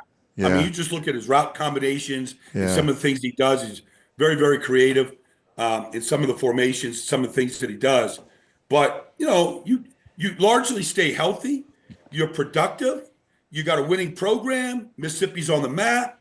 Like, all right, a lot of that is Jackson Dart. A lot of that is Lane and him being able to recruit in the portal and getting, big-time players in there. But at the same time, I don't see a lot of number 1 draft picks on Mississippi's offense, outside of Jackson Dart. They don't have Georgia's talent or Alabama's talent or Ohio State's talent, yet, they're putting a lot of W's up on their board. Yeah, I think you're just completely spot on with it. It's interesting because I heard that Kyle, we talked about McCord, and we had on, you and I interviewed him recently, that somebody told me that he could go top of the 2nd round, top of day 2. That a lot of NFL teams like him. They will like him. He's a good kid. He's going to interview well. He's going to present himself well. He's took 2 programs and had 2 great winning seasons in a row, Ohio State and Syracuse. It's just hard to get past the Pittsburgh game, cuz. It's just hard. It just looked like, it was a complete dud. Right. And you can say pick sixes and not all his fault. That's true. But, he just, he just was not good in that game. And Right. you just go, what happened? Because Yeah. he didn't look like that in any other game. Right. So some teams just have a heart. Maybe I don't know. Yeah. Like, can you grade him on a curve and take the bad game out? Right. Take his best game. Notre Dame, whatever. Pick a best game. Ohio State, Notre Dame, Miami, whatever. yeah. And throw those. Yeah, Miami. Throw those out, and then look at the body of work. But I think second round is a possibility for Kyle right now. Yeah. Yeah. We're a quarterback needy. Yes. Like, you got to just keep swinging. Yes. I just saw, like I said, I saw Cleveland down there in the weight room today. I saw Jimmy Haslam last night. Nobody's made more mistakes. Did you quarterback see position Stefanski? than Did you see Kevin? I have not seen Kevin yet. I don't know if he's here or not here. But if he's there, I'll definitely go up and say hello. You know what's funny? Just speaking of quarterbacks, so I had a conversation yesterday. The Eagles they're in love with Tanner McKee. They That's why I think that's a big reason why they let Kenny Pickett go. Oh yeah. No, they think Tanner McKee is a player. Like, if God forbid something happened to Jalen, they feel really good about honestly, McKee. when I watch him, I kind of think of Nick Foles. Like, I kind of think of Nick. Yeah. Like, he's 6'5", 6'6". Yeah. He's a decent athlete. Yeah. He's got a good arm. Yeah. Like, he sees the field. Like, I kind of think, like, I don't, we got a Super Bowl MVP now, but I mean, you kind of think of Nick in that situation. Yeah. But I think the Eagles are just, what they did, honestly, with Jalen Hurts is just absolutely amazing. Yeah. Still, like, I remember distinctly 6 years ago, and they had the 53rd pick, and I said, why wouldn't you take Jalen Hurts with the 53rd pick? They had all their slots filled. Carson was, hopefully getting healthy and getting ready for a big year. Like, let him just sit and learn. It'd be great. Doug was here. Like, let's just, and who knew, but he was so wired the right way. I didn't know that part about him. Like, he was so competitive and wired and fixated on being great. You don't get that from everybody, obviously. And look what's happened. Like, he's a Super Bowl MVP. Like, these teams that are, like, just take Kyle McCord or take Jackson Dart or take these guys that people aren't discussing at the very top of the draft. What if you allow them to develop? They had growing pains that first year where he started. They were 4-11-1. They haven't seen anything like that since. They've been in the playoffs every year, 2 Super Bowl runs. What if you had him on the rookie contract where you could get these guys, A.J. Brown, get these guys on board? What if you just did it the right way? Like, just played these guys, but built the team around them. Yes. And let them, and then get the right guy. Kellen Moore obviously was the right guy with what they did, and Saquon was the right guy, and all the things they did. What if we just stop saying, like, let's put all the weight on the quarterback's shoulders, and let's just build the team around the quarterback? Yeah. Yes. Baldy, you're brilliant, man. That's exactly it. Hey, the tush push update. So I want to get your opinion on it since they tabled it. Everybody's saying it's going to go away. Like, everybody's saying the reason you table it is to get enough votes to get rid of it, and that the commissioner doesn't like it because it's unsightly and because it takes the drama out of 3rd and 1 and 4th and 1, and it's not a pleasing, aesthetically pleasing play. Well, you understand that, okay, aesthetically, I think there's a lot of aesthetically displeasing offenses, cuz, that I can't watch. Can we get rid of those too? Like, everything that's aesthetically displeasing. Watching the Giants play offense last year. That's displeasing to every fan in the 100th anniversary of their team's history. Like, can we just get rid of them too? Because the percentage of plays that are actually a tush push is so minuscule. If you say, okay, not counting the postseason, let's just say the Eagles had 1,000 plays last year, just for argument's sake, and they ran the tush push 15 times.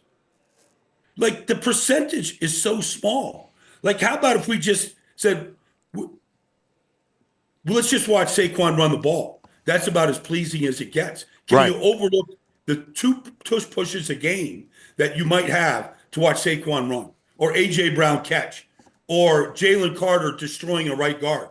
Like, if you use that term aesthetically displeasing, I'm going to fire right back at you with all the stuff that is unwatchable in this league. It really is amazing that play has caused this kind of ruckus across the league, man. It's divided the league. It really is. People are heated. It's a fascinating story. Here's like, we know that, Sean McDermott is not a fan, right? But he's got a quarterback that could be the best in the league at it. Right. And he's got a great offensive line, and he's got a great offensive line coach. Like, what if you just said we had Josh Allen on our program here? Josh, are you a fan of the tush push? Would you? He's going to say, hell yeah. Yeah. Like, yes. Yeah. Like, yeah. let's stay on the field. Let's work on it a little bit more. Like, maybe Sean McDermott is speaking for him, but I doubt it. I bet if you just polled some of these quarterbacks, you'd go, yeah, let's do it. Let's keep it in. When they have 3rd and 3, they run Josh Allen twice. Yeah. Like that's their offense. That's why they run him on. But a lot of teams, like the Eagles, what it does though is the Eagles will run it on 3rd and 3 when 90% of the league is throwing it on 3rd and 3. Right. Because they know if they gain 2, right, it's automatic. Right. It's already built into the offense. So it's a part of their offense that, while you might call it aesthetically displeasing, it's a big part of their offense. Yes. And so why? And they practice it more than anybody else. So why penalize a team that's really good at something? I just don't get it. No, you're right, and I think that's the pro-Eagle side. There are people in the league that go, you can't take a competitive advantage from a team because they do it so well, because they do it better than anybody else. That's not fair, right? Like, everybody's got different styles, and you're right. Like 3rd and 3, you can run it. 3rd and 4. That's what makes them so effective and so ahead of the curve is that 3rd and 4, they can run the football. But I think they're going to, I'm telling you from what do we hear, I think it's going to go away, and what's going to happen is no push or pull. Like, it's going to go away all over the field. Well, if it does, I hope the Eagles are just as successful doing quarterback sneaks, like they were with Carson Wentz, when they were 36 out of 38. I don't know why they wouldn't. And then you come back and say, well, I think we should outlaw the quarterback sneak. The Eagles are too good at it. Right. Like, then we can stick it to them next year, right? When the sun doesn't shine. Amen. All right, so you're what time is the pro day? Well, the guys are getting measured over there at 9 o'clock this time, like 11 o'clock your time. I think Shador's throwing session starts somewhere around 12:30. So I'm gonna walk up the hill here, get myself in position right now. What time can we watch you live? I think let's see. I think we go live today at 12:30. Okay. Which is 2:30 your time. Oh, so that's we great. have a 2-hour live show around Shador, and hopefully, I just can't imagine Shador throwing and Travis Hunter not catching some of those passes. So maybe. Whatever mercurial meets him, maybe he'll catch a few balls today. Yeah, that's ridiculous. All right, the last thing, are you a mountain man? We know you are a seaman. Are you a mountain man? I climbed Mount Kilimanjaro 15 years ago. Of course he did. Yeah. Like that was a difficult climb. I knew that. It was hard. It was 6 days to go up, 1 day to go, like a day, 5.5 days to go up the mountain, a day and a half to go down the mountain. I don't ever want to do that again. Like, I conquered a mountain, the highest peak in Africa.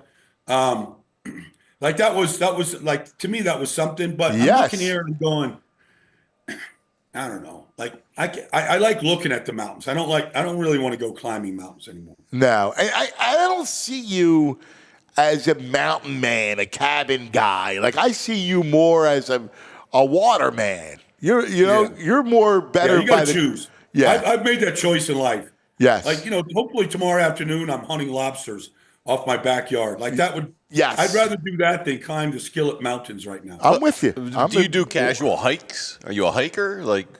Yeah, the problem honestly is I don't mind hiking up the mountain.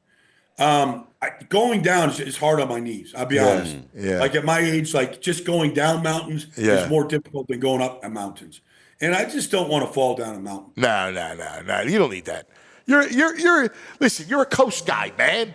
You're a water man. I'm fine with that. Yeah, I'm with you. I like the water better. I like it way better. I don't like the mountains. So I did the math real quick, Baldy. Tush push 48 times, 1,150 plays. It's about 4%. Wow, 4%. Yeah. No, it can't be. That can't be 4%. No? No, 40 plays, 1,100 snaps. Yeah, 48 plays. Really? I was going to say 0.04%. Because 10% would be 150. 4% sounds too high. Half of that be 75. So it's probably right between 3.5%, 4%. All right. That's higher than I thought. Still, all right. Yeah, it's not. That's not an exorbitant. What was their amount. success? What was their success on that? Oh, 40? I think it was like 90%. I can find out real quick. I think sounds about right. Yeah. Probably close to like high 30s. Yeah. Conversion rate. Yeah. Okay. All right. They converted 39 of 48 in 2024. So they're saying 81.3%. That's what AI says. Google AI. Okay. Yeah, but that doesn't sound. But I think that is on third down sometimes. It's all plays. Yeah, all plays. yeah. So that's good though. Yeah, it's good. It's good. It's a good nugget. Yeah, it's higher than I thought, but still, it's still. It's not as displeasing as watching the New Orleans Saints play offense or the Patriots play offense, or the Giants play offense. I know that. That's right, my brother. You're the best. We'll be watching today. Enjoy it. Guys. You're gonna kill it. Yep. I love I'll it. talk to you next week, cuz. All right, brother. Enjoy Duke. We'll talk. We'll preview Duke's championship. Go Duke. Go Duke. Sounds good, brother. See you, brother. There he is, Baldy, checking in from the pro day at University of Colorado. All right. He came in hot. I had to look up mercurial. Really? You should know that. Dude, I've never used that word in my life. I've written it. Yeah, I know you. Subject, for those in the chat, subject or watching, subject to sudden or unpredictable changes of mood or mind. Yeah, flaky. Or also containing the element mercury. Good to know. All right. Let's take care of some business. Okay. Let's talk about Parks Casino, Street Road in Ben Salem, where we have. I got to get the perfect read with Baldini, because we have all kinds of acts coming. I know. You know? There are some goodies. Yeah, we got some good ones. So we have, here's what we got. Here's the schedule. Schedule is this. On Sunday, if you're a fan of Sex and the City, your girl it's a good date night after the Phillies, because Sunday night, it's Liberty Bell Garden and Parks Casino Cosmos with Candace Bushnell. Like it. Yeah. All right? Yeah. She's the author of Sex and the City. So you could do the Phillies during the day, then you do something for her at night. So you take your girl. She probably loves Sex and the City. Plus, you get thousands of hot online slots, state-of-the-art sports book, beautiful poker room, an all-weather beer garden, and collection of award-winning restaurants. Parks Casino, this is how you win. Pennsylvania's #1 casino. Here you go. Tickets on sale for these headliners. April 11th, the Isley Brothers. Oh, this old heart of mine's been broke 1,000 times. Each time you break away, I feel you're going to stay. He always finishes it. Is there a reason why? He only knows the one line. I know. I only know the one line, and it's too long. I don't want to go. Yeah, singing I got the you. whole time. Yeah, I got a lot of other acts. It's a good ear. Yeah, it's a good ear. Good beat. April 12th, comedians Chad Daniels, Kelsey Cook from Pretend Problems podcast. April 16th, psychic Matt Frazier. No. April 26th, comedian Gary Owen. May 30th, country artist Ashley McBride. Never wanted to be that girl. May 16th, Larry the Cable Guy. Get her done. June 7th, Teresa Caputo. Hey, cousin Teresa. The Long Island medium. Come talk to my grandma Vera. You got ghosts, Toots. Toots. July 12th, comedian Mark Normand. And you got a couple other acts you want to hit? Yeah, I mean, this Saturday is Warrant. So you go up, you hang out, you see Warrant, and then you go see Cosmos the next day. A little She's My Cherry Pie. More importantly, Friday, July 18th, KC and the Sunshine Band. Get down, get down, get down, get down, get down tonight, baby. I'm going to go with this one. Do a little dance. Make a little love. Get down tonight. Down tonight. Don't forget, dinner and drinks before the show. Liberty Bell, Gas Republic, Beer Garden, Parks Grill, Steakhouse, Bamboo, Noodle House, Chickies, and Pete's. ParksCasino.com for all shows. Parks Casino, going to be 21. If you have a gambling problem, please call 1-800-GAMBLER. All right, let's talk about Timeline. I want to tell you about Timeline. This supplement that they have, this Timeline is amazing. I've been doing it. I take them every day. These supplements called MitoPure.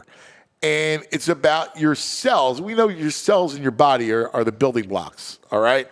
And they're the battery packs. So just like your cell phone, anybody, you got to clean them out, right? Because the mitochondria is huge. In fact, I read a piece yesterday about if your mitochondria are strong and clean, it prevents cancer. Like, I'm sure. Like all that stuff is everything. And this is what MitoPure does. Mm-hmm. It cleans the battery packs, right? So I know all the science can be overwhelming, but what it really does, it helps you feel stronger during workouts. It gives you more energy. You preserve health and mobility as you start to age.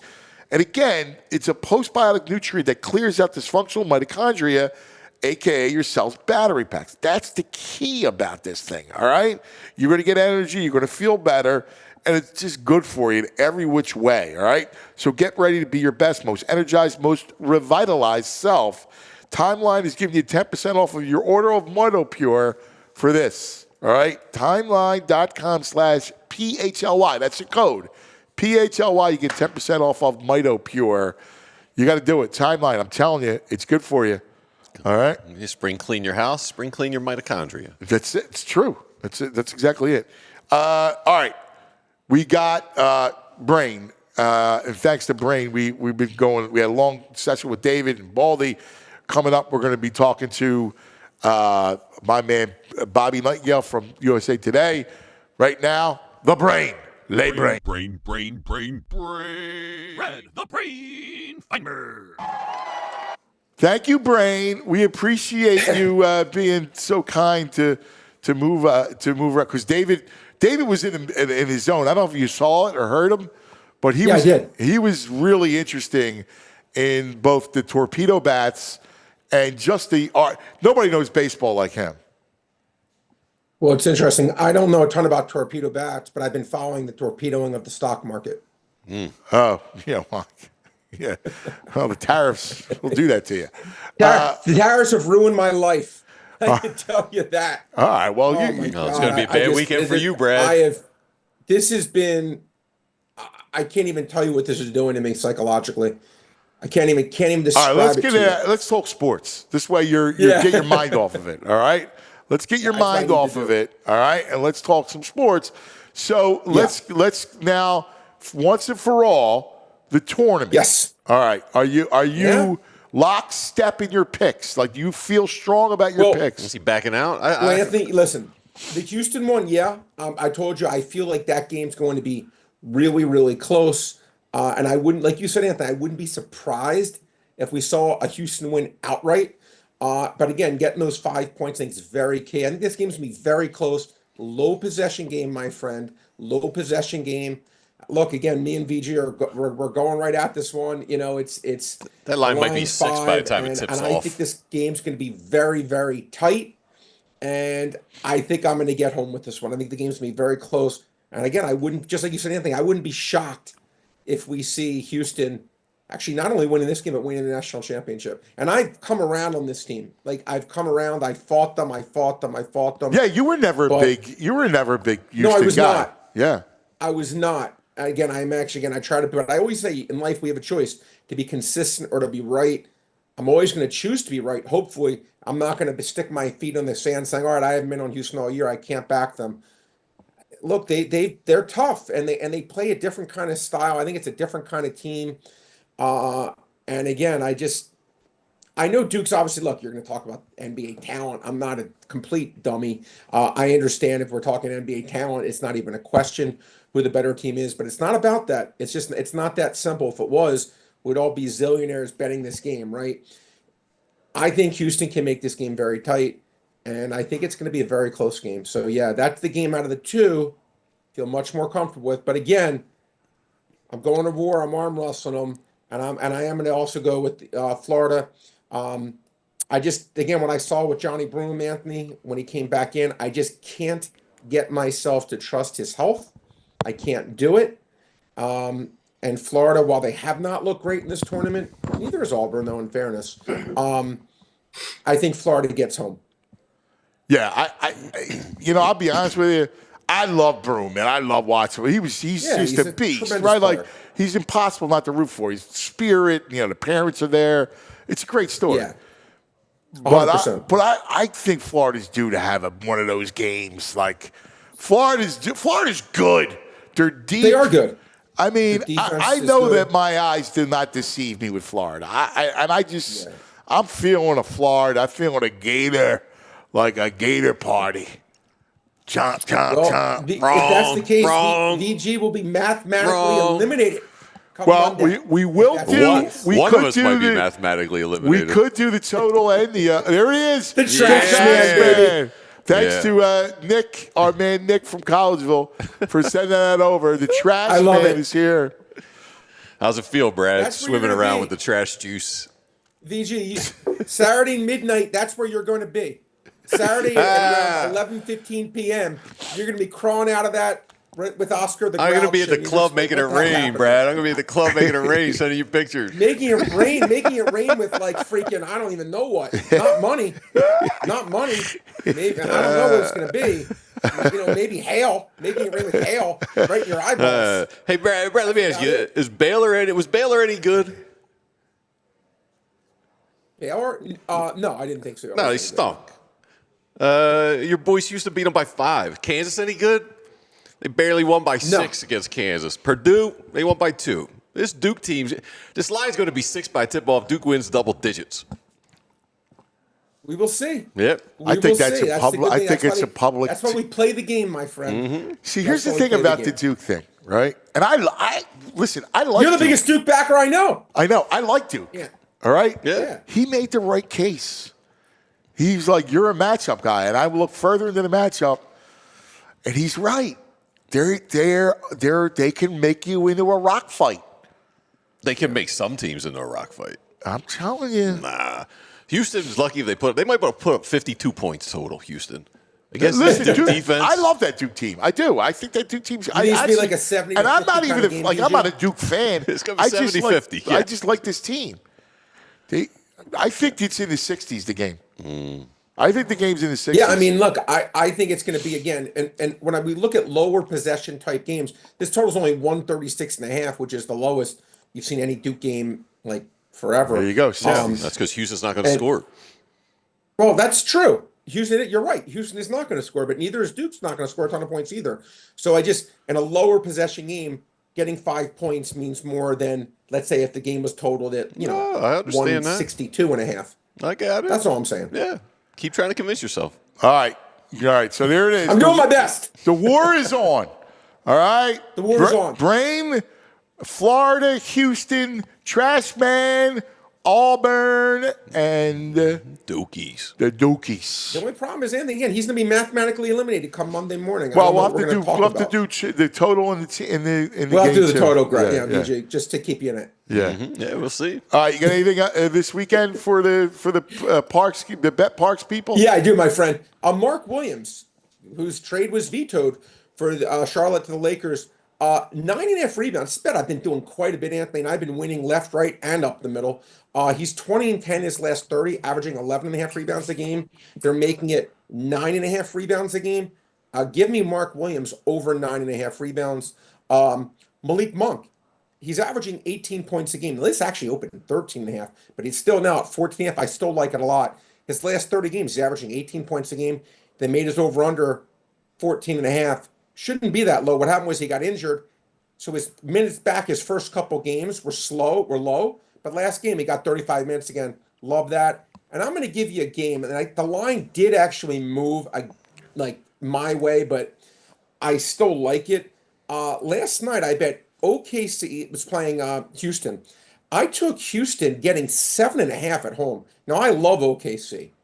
I thought this line should have been 4.5. You could still grab 6.5 on the Park site right now. That's still a play for me. I think the Rockets at home, 13-2 their last 15 against an incredible OKC team. But I say they keep it within 6.5. OKC probably wins, but I think the game's close. Again, 13-2 their last 15. The Rockets have been my team all year. That's been my big money maker. So I followed this Houston team. I think they make this game respectable. All right. Any baseball? Baseball, Anthony, let me bring it. There was actually, there was something I liked. Kansas City against Baltimore.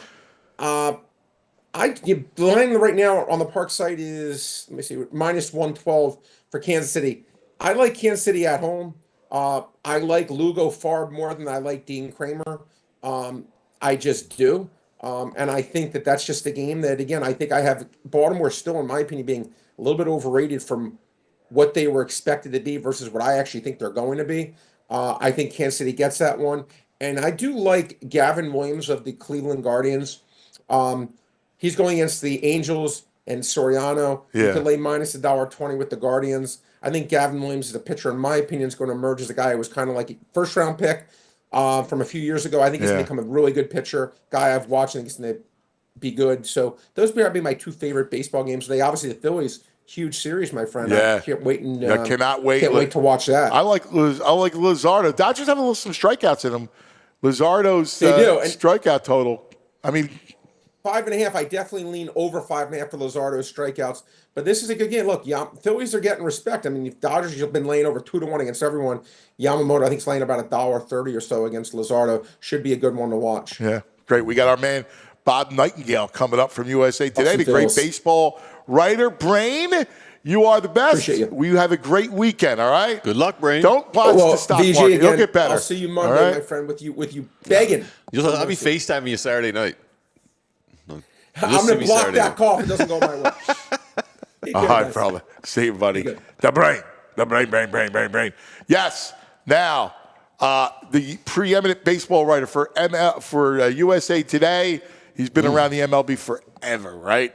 He knows the Dodgers well. He knows every team well. He just makes me want to drink beer thinking of him. I look at him, I want a beer. Yeah, you want to hang with him. I just want a beer. He's a great hang. He actually broke the story of the mishap, the shower mishap. Yeah, I'm with you. Yeah. I'm with you. All right, here he is, the one, the only, Bobby Nightengale. Good morning, Bobby. Oh, yeah. Morning, guys. Hey, Anthony. You're looking good, dude. He does look good. I'm not expecting you dressed up. I know it's a big-time show. I got to look the part. You're just getting in from the club. I think you're just getting home. Yeah, right. I think you're just getting home. I like it. Was a late one. So listen, we got a monster series in our backyard. We cannot wait for this series. The mighty Dodgers, the showdown with Shohei, Phillies and Dodgers, the two titans of the National League. Yeah, I mean, and the Padres are still right there with them. Yes, So, and all due respect to the Padres. Atlanta, Arizona's a good team, but certainly two of the top five for sure. I mean, Dodgers are the team to beat, obviously. So it was funny. I had David Segui on this morning. Segui said that the Dodgers could win 130 games. First, he said they did last night 125, and then he said, "You know what? I think they could actually win 130." I was like, they're going to relax at some point. I mean, right now they just need to get to the playoffs, make sure everybody's healthy. But last year they won the World Series with 3 healthy pitchers. Hey, if Shohei Ohtani, he could pitch right now if they wanted to. They just don't need him, so they're saving him until about June or so. Right. Make sure he's healthy for October. But there's some flaws. They got some. In the outfield, Michael Conforto's, okay in left field, young kid, Andy Pius in center. Bullpen's very good. The kid tomorrow night, Rookie Sasaki's been awful. Yes. If he has another bad start, he could be in the minor leagues. What's the talk about Sasaki for a second? Because you're right. Tomorrow night, tomorrow at 4:05, it's Nola Sasaki. We saw I felt bad for the kid. He broke down after his last start. What is it? Like, what's his issue? I think nerves. I mean, his first start was in Tokyo. Okay, going back home. And then the next one was his Dodger debut at Dodger Stadium. So, he could not throw any strikes. So, I mean, Phillies is the toughest environment in baseball. So it'll be interesting to see how he reacts to that. Yeah, it's chum in the water. I can't wait to go down Saturday. I know. Here's the thing. That long ago, you'll remember this, Bob. My man won't because he has no brain cells left.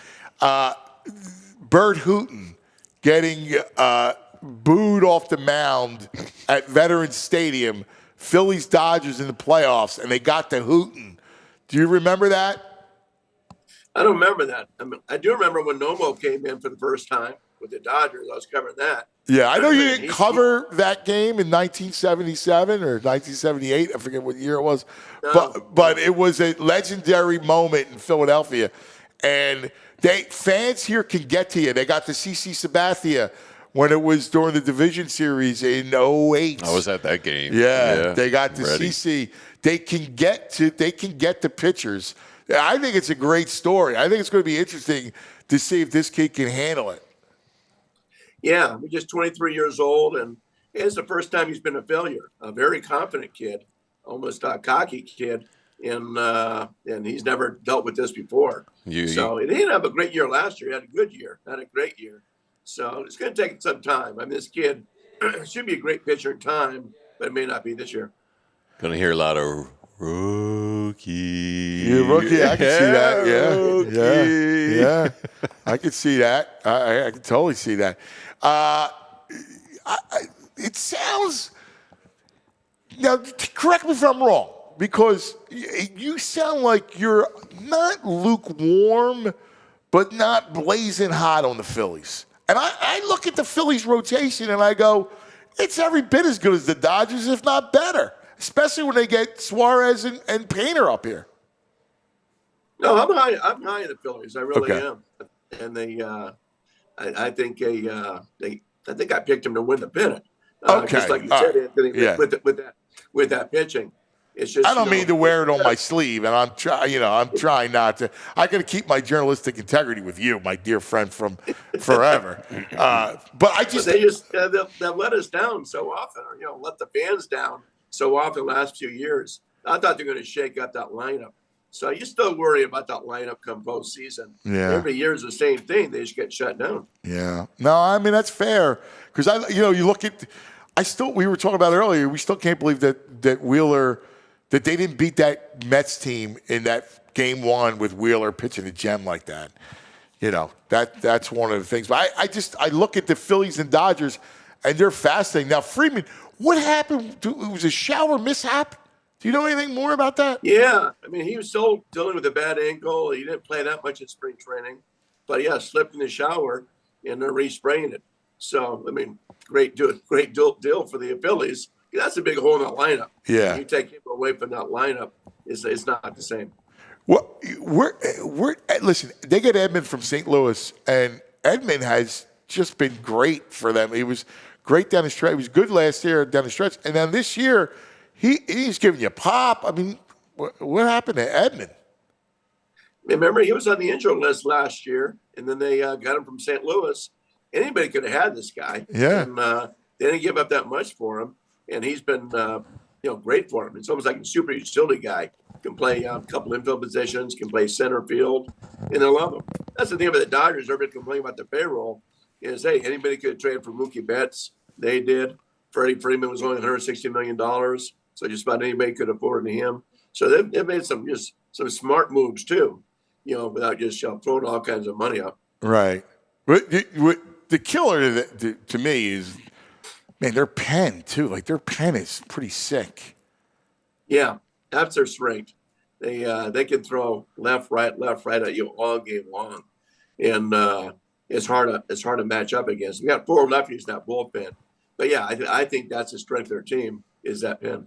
Yeah. I can't wait. It's funny. It's April. It's a shame it's this early because, I don't know that the town is like they always show up. So I think there'll be good energy. But if it was May and the weather's nicer and everybody's like really focused on baseball, it would be an even bigger deal. But like this is, to me, this is the most meaningful game you're going to get here since the Super Bowl. Yeah, I mean, it's a fun weekend for sure. I mean, no one's going to panic if someone gets swept one way or the other. But just, it's a great matchup. I mean, Dodgers going to be like that wherever they go. It's almost like the Showtime Lakers back in the day. So they're going to draw massive crowds wherever they go. Everybody's going to want to, knock off the Dodgers, particularly after the start.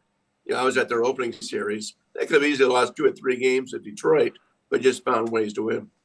So the Braves, what do you make of the Braves' winless start? And can the Braves, what's the stat you had about making the playoffs? No team's ever made the playoffs start 07. Yeah. Yeah, remember last year, Houston was god-awful in the first 2 months, first 6 weeks. They bounced back and still won the division.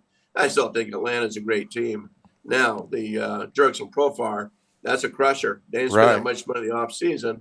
There's $42 million down the drain right there. And, at least, missing 80 games, can't have for the postseason. But they're a good team. I mean, they faced, two great teams already with the Dodgers and Padres on the road. So you're probably thinking at the get-go, they're probably going to go 2-5 anyway. Instead, they went 0-7. Give me the teams that you like early that you may have went, you know what? I kind of like this team. I still like Cincinnati. I know they just lost 3 straight games, 1-0. I know. That's bizarre. First time since like 1960 it's ever happened. Since the Phillies did it. Arizona's going to make a difference. They're going to win there, and I think they'll give a fight for the Cubs for sure. But that's a good team, great young athletic team. It's funny because they did the torpedo bat thing and they went bananas. LB went crazy.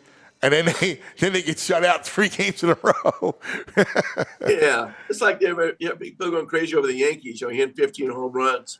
It was the Brewers, and the next game when they left New York, the Brewers gave up 11 runs to Kansas City Royals, and when the Yankees struck out 30 times. So it's not the bats.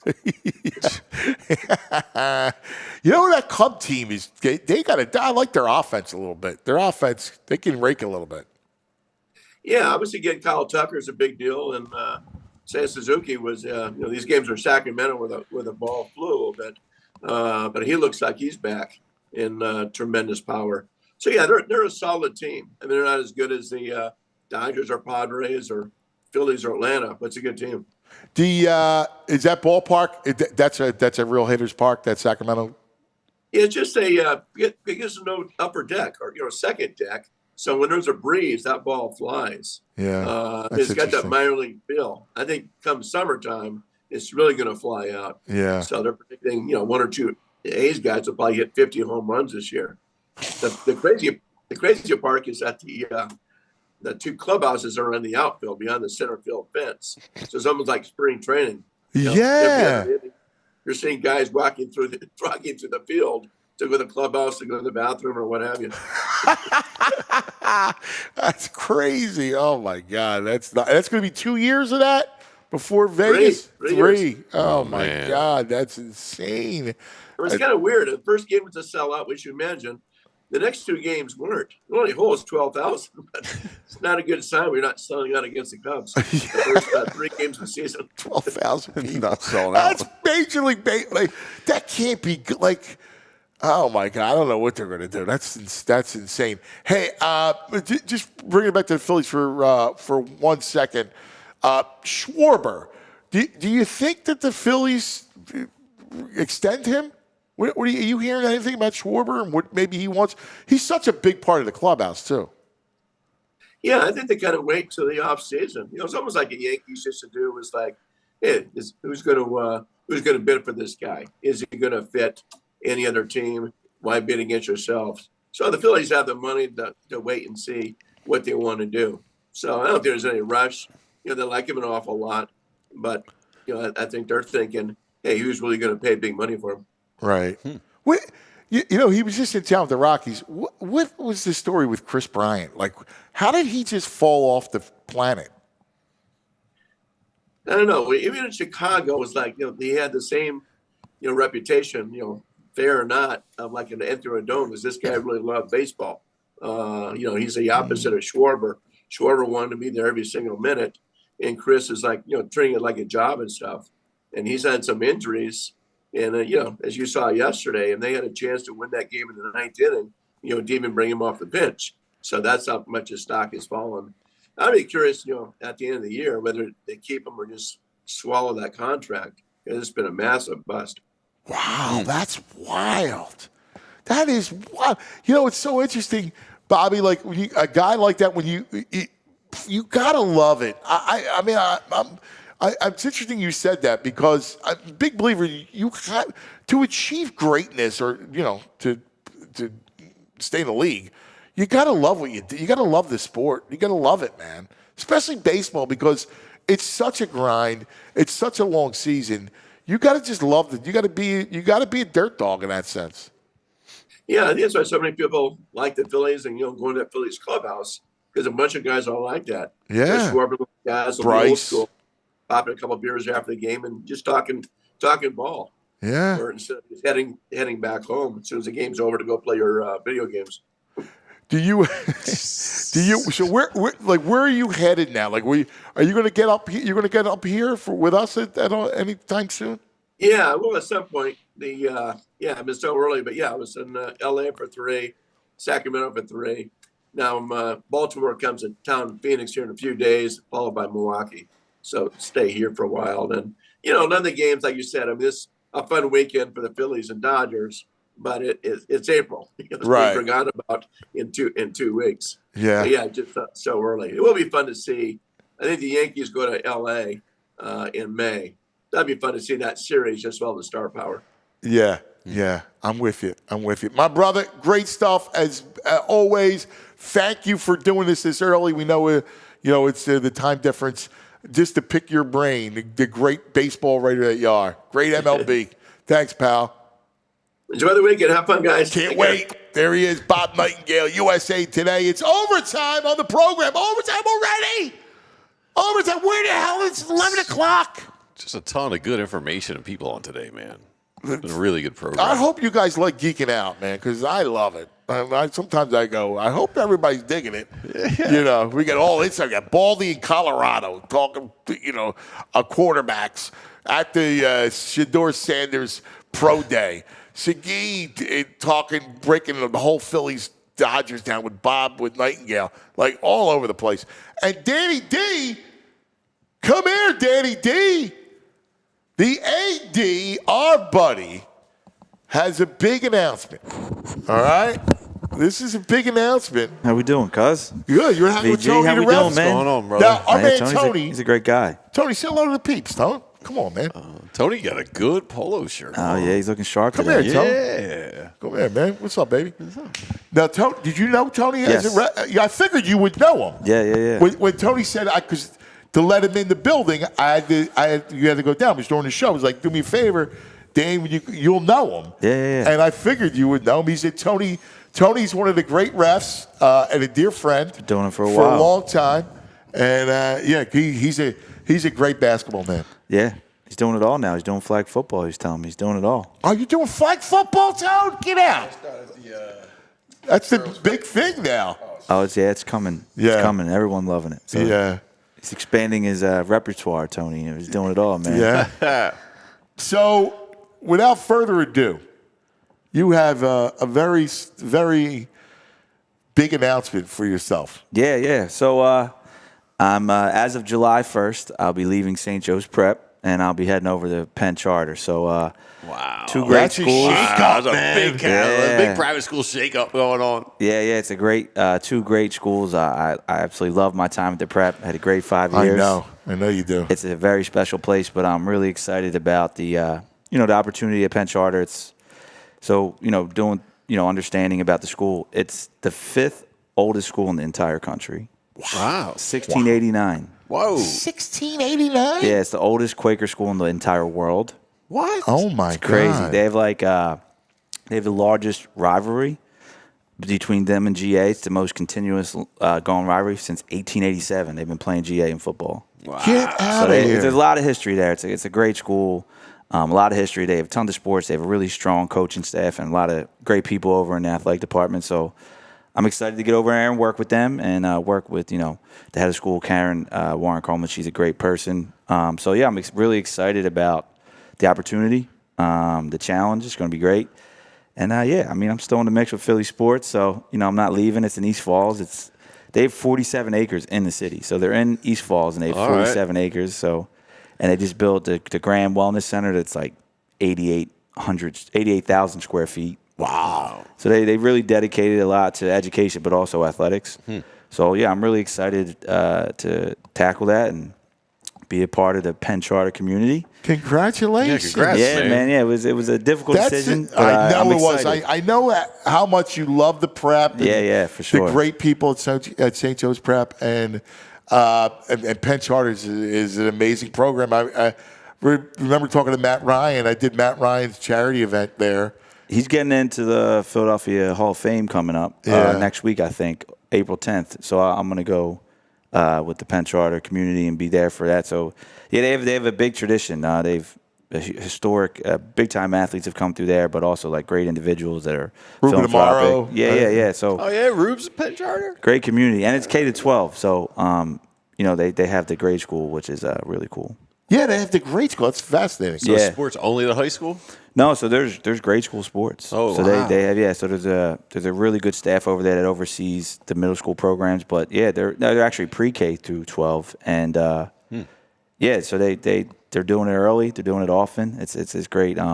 And I'm really excited. Again, it's going to be a challenge. It's going to be something new going into Interact. I've been in PCL basically my whole career. Yeah. So I'm excited to take on the challenge at Interact. You'll still be involved in the PCL. Oh, for sure. I'm going to have my hands in it, and, I'm still going to be helping out the prep in the league, the Philadelphia Catholic League. But, yeah, I'll be in Interact, and so we'll expand our high school knowledge to a whole nother league, and our updates will grow and be a little bigger. But – yeah, it's a great opportunity, and it's a really great school, so I'm really excited about it. That's fantastic. The only person more excited is Jamie. Yeah. He's so glad he's tired of prep beating up on LaSalle. Mr. LaSalle. The prep, don't worry. The prep's not going anywhere, man. They'll still be taking the LaSalle to the woodshed pretty often. So that's fantastic. It was a very successful. Oh man.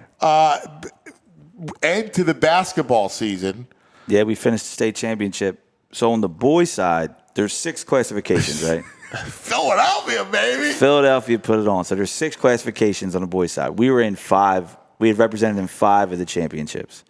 We ended up winning 4. We won 3, 4, 5, and 6. They all coming from the Philadelphia Catholic League, though. But in fact, do me a favor, Andrew. I sent you the Newman Goretti. The celebration when Carl walks into the locker room. Let's go.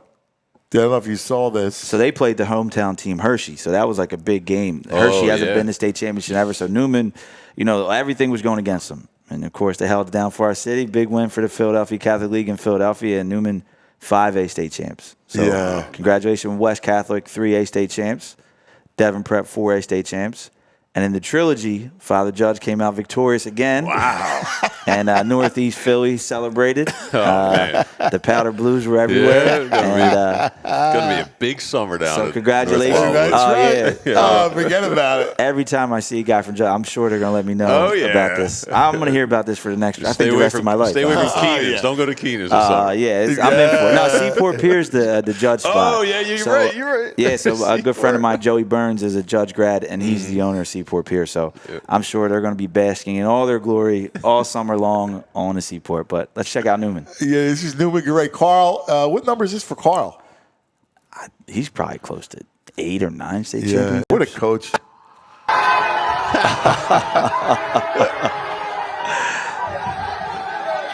That's fantastic. Also, Carl Alger, Penn Charter. Yes, that's right. Penn Charter grad. Right. So I got to talk to him and get him back in the fold, man. I got to talk to Carl. Somebody reaching out to a lot of alums, trying to get them back in the fold. And then on the girls' side, Newman Goretti, it was the battle between Lumen and Lansdale. Newman Goretti ended up coming out victorious in that one for the 4A girls Archbishop Wood unfortunately lost in a tough game in the 6A championship. But great representation from our league, Philadelphia Public League, Philadelphia Catholic League. It was an awesome season. Finally wrapped up. I mean, it was a long one. Yeah, but, it was a long one, man. Finally Just like wrapped up. the tournament wrapping up. Yeah. So, they held on, and it's just a testament how great Philadelphia high school sports are right now. We're winning at every opportunity, and it's an exciting time. Yeah, it really is. I'm very excited about it. And then we have baseball. We're rocking, man. Baseball. So our league started, the Philadelphia Catholic League started a couple weeks ago, same with the Public League, Interact as well. So baseball's in full swing. It will, early March baseball's a little tough with the weather conditions and tell me about it. The wind. I mean, I'm sure you're dealing with it. I'm out there every day. How was Ripken, man? It was great. First of all, that place is just magical, man. Yeah. Magical. We were out Sunday. Oh yeah. Yeah, we lost. All right. Sunday. Good experience. Great experience. Yeah, it was. I love that place, man. It's just beautiful. It's a really cool place. It's like a kid baseball heaven. Yeah. No, it's it's like a fun house of baseball. It's awesome. Do me a favor. Next week, I want a list of the players to watch in our area. Done. Yeah. All right. Yeah. We'll go over. We'll do all the leagues. We'll do Public, Catholic, and Interact. And the kids to watch. Yeah. We'll give a little breakdown on them, where they're at, what they're looking at, maybe if they committed or not. And then we can, like Tony probably touched base on, the flag football is blowing up. So the girls' side of things, girls' flag football is in the swing of things, and it's bigger than ever right now. Man. Yeah, that's wild. It's going to be I'm confident it'll be Division I sport in like 3 or 4 years. I think it's because it's pushing that way. Yeah. The girls, the Division II and Division III are starting to do it.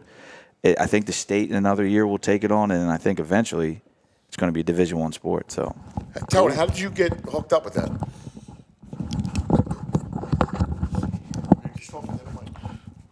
Well, through basketball, Tim Gallagher and Ernie Gallagher. Everybody knows those names. Yeah. Philadelphia basketball and football. Tim was saying, why don't you come out to the flag football? We need some help. We need some referees. I was like, all right, something different, something new. I've already had 6 games already. And it's a learning experience. Yeah, 6 games already. Wow. I was just at Archbishop Carroll on Wednesday. I'll be at Wood on Monday. Get out. Yeah. So it's popping, huh? He was telling me there's 20, 30 girls on each team. 20, 30. It's 15 to 25 girls on each team. Every game I went to so far, minimum. Damn. It's growing, man. Because the NFL has invested in it. Yeah. But almost a month ago, they had a big, what do you call it? Not tournament, but a camp at the NovaCare. I was out of town. And, they went over different rules and everything, but the NFL has invested in it heavily. So I was like, all right, I'll do something different. Give me a break from basketball because I did a lot of basketball. No, well, I know you're an amazing basketball. Between the college. Is it fun? Did you do any football, any high school football? I did. No. When I first started officiating baskball, like my third year in, I did football for like 2 months. I was like, I don't feel like doing this. I'm not standing outside. Some boys say, man, don't be a punk, man. Don't be a punk. I was like, well, I'll just have to be a punk. I'm not. But it's different since I'm older now. I've been officiating 23 years now. God bless you, man. I remember when you started. Yeah, because I think that's when I first met you. It was about 23, 25 years. Yeah, damn right, baby. Elephant and Castle. That's it, brother. Elephant and Castle. That's it. He's a staple of the leagues around here, man. He's been around forever. Shody the Ref. That was his moniker. Yeah. My brother, great stuff, man. Yeah. I love that. Congratulations. Thank you, Tony. I appreciate the support, we man. had a great talk. It's a great deal. Yeah, we're excited. We're excited about the opportunity. I mean, the campus is so elite. proud of him, man. Yeah. So I told him last night, look, I got 2 more years left. I got 28 years at Independence. He wants to come over. He wants to come join the staff. Let me join the staff. You would be great. Yeah, he's got the experience. Yeah, so we're gonna keep in touch. You need that. I think that would be fantastic. Big time. Congratulations. So that's awesome. But it's good to be here. Finally meet Greg and listen to his voice over these years. So it's good to meet you, man. How about that? Isn't that Todd, the old bird? That's awesome. You came in looking sharp today, man. I'm getting ready to go down to the D.C. area to see my lady friend. How you doing, Jan? Jan. Shout out to you, Jan. All right, there you go. I told her I was going to be on today, so shout out to you, Jan. There you go. So I'll be down to see you in a little bit. So, I got to go down to D.C. area and represent. You look good. You got to let them know who's in charge right now, man. Who's the top dogs? That's right. That's right. So it's good, man. It's a good setup here, man. I know you've been through a lot the last couple years. You've been, but God takes care of his own, man. God takes care of his own, brother. So y'all will be good. So I appreciate you having me on. Appreciate it. Always, man. You're For sure, man. That's right. That's right. That's right. You know that. It's my man, Tony. Tony's always been Great family meeting with you, me, Tony. man. He's the best. So when do you officially get started? I start July 1. So we'll finish out the year. Hopefully, go out with a couple of more championships at the prep. We got spring sports rocking, and then I'll gradually start. Working with the staff. Like I said, they have a great administration over there. Really strong athletic staff who's been holding it down because it's been an interim year for them.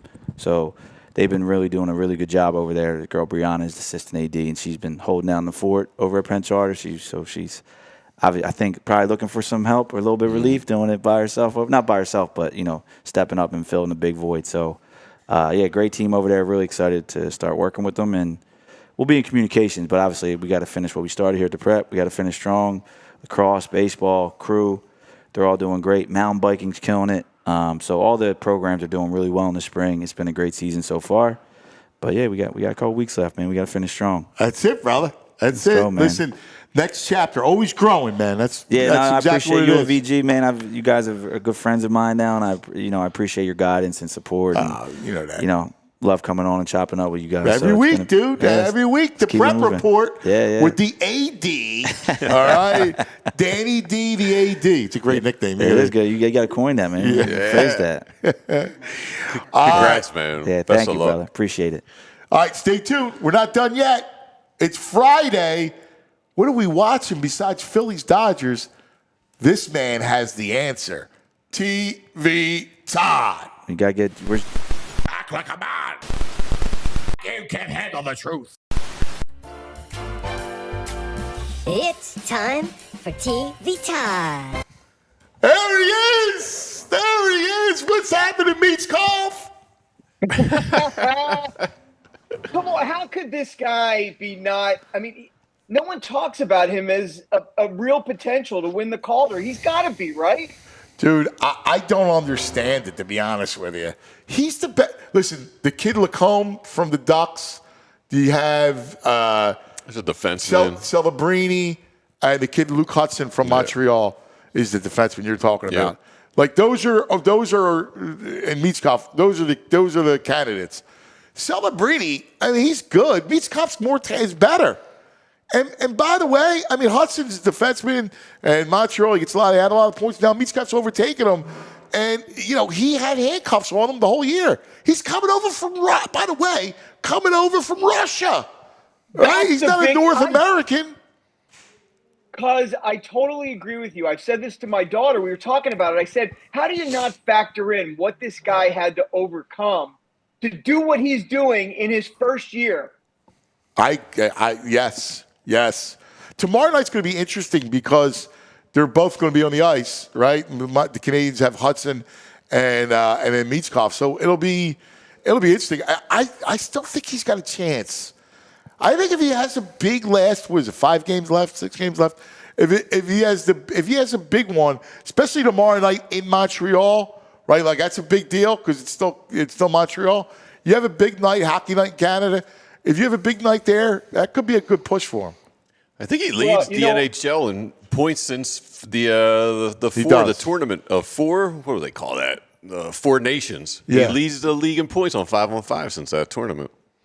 Yeah, and you know what? Your listeners should go grab it, man, because I think I picked him up to win the Calder at plus 1,800. Wow. Check that out. That's what he's at. That's what he's at. Wow. Hey, check this out, too, because I just saw on X, Bedard's year this year and Meachkov's year this year. Bedard, 75 games played. Meachkov, 74 games played. Bedard, 20 goals. Meachkov, 24 goals. Bedard, 39 assists. Meachkov, 34 assists. Bedard, 59 points total. Michkov 58 points total. Bedard minus 38. Michkov minus 13. He's outplaying Bedard this year. Bedard was the next one last year. I know. No, he's Well, everything.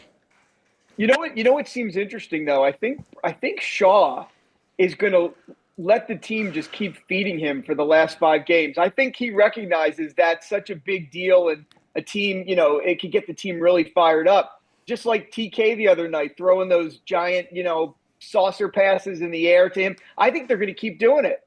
Yes. I think you're right. I think I think he's got a shot for it because I think he can have a big 5 game. I'm with you. Yeah. I saw a video this week. I didn't get a chance to play it. They were doing shootout practice, and Michkov did the Michigan on a shootout. No, he did. Did he? Yeah, Really? dude, yes. He just carried it in front of the goalie and threw it over his shoulder. Are you serious? That's awesome. It's pretty wild. Oh my God, that's funny. All right, there is a plethora of stuff to watch. It's unbelievable. It's right now that it was funny. I was talking to my wife, and I go, "All right, we got to figure out exactly to plan it out." All right, because between kids' games and watching sports, I'm like, we're behind on a lot. We got a lot to knock out. That studio show is phenomenal. It's phenomenal. I freaking love it. It's a great show. It's one of my favorites for sure. I know we talked about it last week, but I didn't watch it. I watched it because of you, and the Scorsese was hysterical. It was fantastic. I mean, the whole thing about making the Kool-Aid movie, and God, is that funny? I think it's great. I think it's so great. Well, it was genius. It was genius because of how they spun it, where it would be Jim Jones. It was actually a great idea. When you think about it. What's really interesting is so Seth Rogen talked about the premise of the studio and where it really comes from, and it actually boils down to one quote he heard from a network executive one time. We all start out in this business, you, me, everybody, because we love movies. We always dream of making movies. We want to make feature films. We love the movie business so much. When you become an executive and you work in this business, you go from loving movies to killing the movie business. And that's what the whole premise is all about. That Seth Rogen met a studio executive who said to him, I used to love movies. That's why I got into this. Now I'm an executive, and my job is basically to destroy the movie business. I know that's why the independent film production was born, because it was really to love movies, to love film. I still want one company just to go, I know it's about the bottom line, but they almost need a nonprofit to be able to do it, right? To keep, because it's only going to get more and more out of whack. And I almost think you need to preserve it, that you can make quality that, maybe there's a nonprofit. There's got to be something where it's not always about the profit margin. Yeah, people have tried. They've tried to set up nonprofits. They've tried some alternative funding, but it's very hard to compete. To get your projects on the big screen or the small screen now, you have to have the money and the power behind you. That's the whole game. Yeah, tell me about it, buddy. I mean, I think A24 and Neon Pictures do a pretty good job of releasing quality stuff. They do. I'll go watch anything they do. Their films are really quality. They really are. In the last couple of years, I think A24 has really made a name for itself. It's very impressive what they put out. All right, so I can't wait. Here's the problem, right? I'm not through 1,000 Blows, and I have to watch Mobland. It's Tom Hardy, my favorite. I love Tom Hardy. It's my backdrop. Did you see Mobland yet? Haven't seen it yet. I've been reading a little bit about it, but I'm definitely going to check it out as well for the same reason that you are. I will watch almost anything Tom Hardy is in. He's the greatest. He's unbelievable. And everything he does, he's unbelievable. Yeah, it's a weird. This is a weird week, because I noticed that a lot of shows were being held back this week and are releasing. Big shows are releasing next week. We're going to be talking about some big shows next week. The new season of Black Mirror, the new season of Hacks, but I'm pretty sure that was purposeful to avoid what is really a juggernaut this week, which is White Lotus. White Lotus is coming to a finale this week. I don't think anyone wants to go up against it. Yeah, it's amazing that franchise how that show became it, and what it did for tourism to Sicily was incredible, and it's going to do the same thing, this time. Cuz I just read a story this morning. So, the one character that's on the show who's actually on the previous season that reappears. I'm not going to give any spoilers here, but he has a house in Thailand that he invites everybody over to for a party in last week's episode. I just read online that home is now renting for $14,000 a night. Oh my God. Wow. It's amazing, that White Lotus thing. It's amazing. Who's got $14,000 for a night? Someone does, man. After this week of tariffs in the stock market, nobody has that. I didn't think we have 2 tariff mentions today. Well, I mean, you can't avoid it. It's like you're watching people are watching their lives crumble. Yeah. But let me tell you something that surprised me for this week, though. So there's been a lot of cool movie news we could talk about, but there is a new show that premiered that I have to mention today. It stars our very own beloved Philadelphia brethren, Kevin Bacon. Now, here's the thing. When I hear Kevin Bacon has a new show, I kind of be like, I got to look into this a little bit more carefully, because he's one of the greatest actors of all time, but, I haven't loved all of his work. Okay. He's on this new show on Prime called The Bondsman, and it just premiered. It premiered to 100% Rotten Tomatoes favorable rating. 100%. Wow. He's a bail bondsman? What's the premise? Okay, the premise is where you're going to say, are you out of your mind? And I'm going to tell you I watched the first episode, and I love this show. I'm watching the rest of it this weekend. So here's the premise. He's a bondsman. He gets murdered at the beginning of the first episode. He gets brought back to life by the devil to go out there as a bondsman and start to retrieve demons who are trying to escape from hell. Yeah, I'm so out on this. VG, yeah. No. VG. I don't even think I can watch this. I'm also Todd. out. No, Andrew, it's a horror. It's horror. You have to watch this. Is he a zombie watch bondsman? The first episode. Well, no, because he's a health You have bondsman. to watch the first episode. But he's brought back from the dead. Is he a zombie bondsman? He's a hell. He knows that he's dead, but his wounds have healed, and he's going after these demons, and it's a horror. It's horror. I hear what you're saying. I'll check it out. I'll give it a chance. I'll definitely check it out. Yeah, I'll give it a chance. I'll check it out. I had a couple issues. Kevin Bacon, all right, I don't know if he's one of the greatest actors. He's a good actor. And him as a bondsman, is he a tough guy? Like a tough guy bondsman? Kevin Bacon? VG, I am so out on this. Kevin Bacon in this, to me, looks young. He's super fit in this, and he looks like he dialed his age back 10 years. He is a tough guy in this. You got to watch the first episode. I'll watch because I'm telling you, it sounds ridiculous. Andrew, you're going to love it. I'll watch it. Yeah, I'll give it a chance. Is it straight horror? It's a horror. It's like a drama horror. But Gotcha. there's good special effects in it. Great special effects in it. All right. Can you record yourself suggesting this to Tam and giving her the premise? I'm just iffy on Kevin Bacon. And her reaction, please. I gotta actually, I'm not gonna tell her the premise. I'm gonna watch it. I'm gonna say, let's watch the show The Bondsman. What's it on? It's on Prime. Amazon Prime. Okay, so I gotta get organized. So we got Bondsman on Prime. All right. What's Mobland on? I'm not really sure. Is that- AMC, maybe an AMC. I'm not Is sure. that Max or Showtime or you don't know?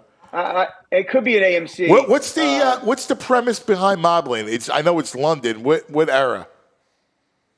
Don't know. I don't know. Oh, so okay. What else? So what else we got? We got White Lotus. What else? What? Paramount Plus, Mobland. Paramount Plus. Yes. Yeah, it's another subscription I need. Yeah. Paramount Plus is good. Paramount Plus is a good one. Paramount Plus has good shows. And it definitely looks modern. I'm looking at the trailer right now. It seems very modern time. Modern Mobland. time? Yeah. So almost like Gangs of London. Yeah. Yeah, I wasn't sure if it was like modern or it was like 90s or Yeah, something yeah, along yeah. those I lines. think But you might be Paramount, right. 90s. Paramount Plus is getting people to subscribe right now because of all the Dexter programming they're doing. Yeah. Not only did they do the prequel, they're doing a sequel now. Wow. That Dexter, man, it's amazing. That show that just crushed it. Helen Mirren is in Mobland. Yeah, I know. Wow. Yeah. Good cast. No, it's great. It's going to be great. It's good. Tom Hardy's the best. I'm definitely checking that out. Tom Hardy's the best. Yeah. I mean, how about in Peaky, Tom Hardy? Like just that little. He's a supporting character. They actually bring him back. They brought him back because he's so ridiculous. And that show's got great cast. And that one character, he steals the show. Alfie Solomons. I love that character. And then when you see what a guy like him does in that movie Bike Riders, where he basically plays Marlon Brando. Yes. Unbelievable. Yeah. Unbelievable. Did you see the Crays? He's the Cray brothers? I don't think so. He plays both brothers. He's unbelievable in it. The Crays. Yeah. The Crays were gangsters in the London gangsters in the 70s. He's unbelievable in it. Yeah, he's so solid. Yeah. It's listen, I'm working my way through a Black Mirror rewatch this week. I can't wait for season 7. Dude, that is the Twilight Zone on steroids. It's just brilliant. It's brilliant. Every one of those things makes you think and freaks you out. They're like mini movies. Hey, speaking of, so did you read this? Did you guys read the story this week, which I thought was an April Fool's joke, but it's not, about the sequel that's being made for Netflix for Once Upon a Time in Hollywood, the Quentin Tarantino film? Yes. I'm so in on this one. What? Okay, I wanted to see if you were in on this. So this is a sequel to Once Upon a Time in Hollywood that follows Brad Pitt's Cliff Booth character, and Quentin Tarantino wrote it, but he's not directing it. David Fincher is. Oh, wow. So it's like a Fight Club reunion. But isn't it a prequel? It's a sequel. Oh, I thought it was a prequel. I thought you found out how. Well, wow. What's the story? So they're keeping it under wraps, but when Quentin Tarantino was working on trying to figure out what his next movie would be, his 10th and final movie, he wrote a piece called The Movie Critic. And, of course, it was under wraps. But apparently it was about this Cliff Booth character following him after the aftermath of the whole Charles Manson thing. And that's what it's going to be based on. So Netflix bought the script from Quentin Tarantino for $20 million. And they are going to make it, and David Fincher came on board to direct it. It's going to go be a Netflix movie. Yeah. $20 million. How about this? Did you hear about the new Naked Gun that's coming out? Yeah, I'm out on this too. Naked Gun. I love Naked Gun's one of my top 5 all-time. The greatest original films. one is the I'm best out on movie this. ever. You can't remake Naked Gun. Right. That's nuts. Andrew, you're so right. You can't remake it. And I'll tell you something. I've been thinking a lot about Airplane this week. You know, with Val Kilmer passing away, one of my favorite films he did. I meant to bring this up to you. I know. I love Val Kilmer, man. Yeah, one of my favorite films was a film he did, maybe his first film, 1985, called Top Secret, which was done by all the airplane guys.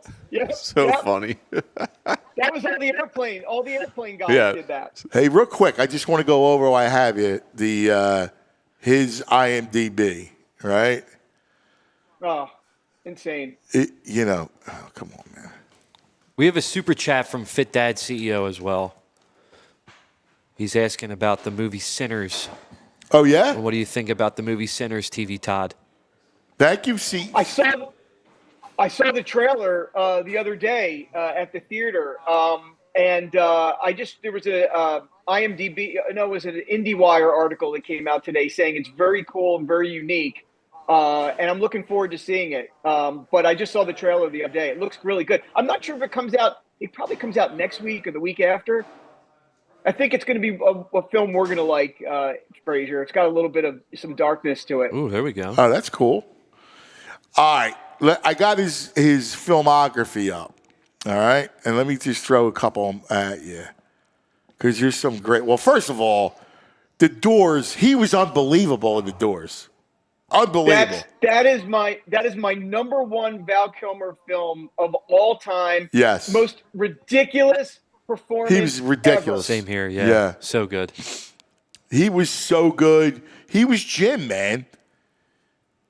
He was Jim. He was so. He sounded great. You know what? I'll tell you something about that movie. He set the standard for doing musical biopics. Absolutely. Where you have to start. You have to sing. You have to learn how to sing and sing the music. Mm-hmm. Yeah, that's right. He set the standard. Yep. That's right. I mean, I can't believe that was 91. 1991. Underrated one of his is I like Kiss Kiss Bang Bang. Yes. Yeah. That was a good one, very, man. very good. Yeah. He's in True Romance. He's in Tombstone. Thunderheart He's was in good. Heat. I mean, think about all the damn amazing pictures. And yeah, there was a movie I liked, The Salton Sea. In fact, have you seen it? I remember that movie. Yeah. Yeah, and D'Onofrio is in it. Did he play like an aging rock star or No, celebrity? No, he's a tweaker. Aging celebrity? No. The Salton Sea's about tweakers. Okay. And D'Onofrio had a prosthetic nose because of all the drugs he did, right? And he had a pig nose. It was like unbelievable. It's actually a really good story. How about Heat? He was in Heat with Pacino and De Niro. Yes, incredible, man. You see Kill the Irishman? I did, but I can't remember the premise. That's was an indie film. Cleveland mob guy, and he's in that. He plays an FBI agent in that. He was really good. He was terrific, man. Dude, the Top Gun, I think I read he was only on screen for 10 minutes in Top Gun. Are he you was serious? so good in those scenes. Yeah.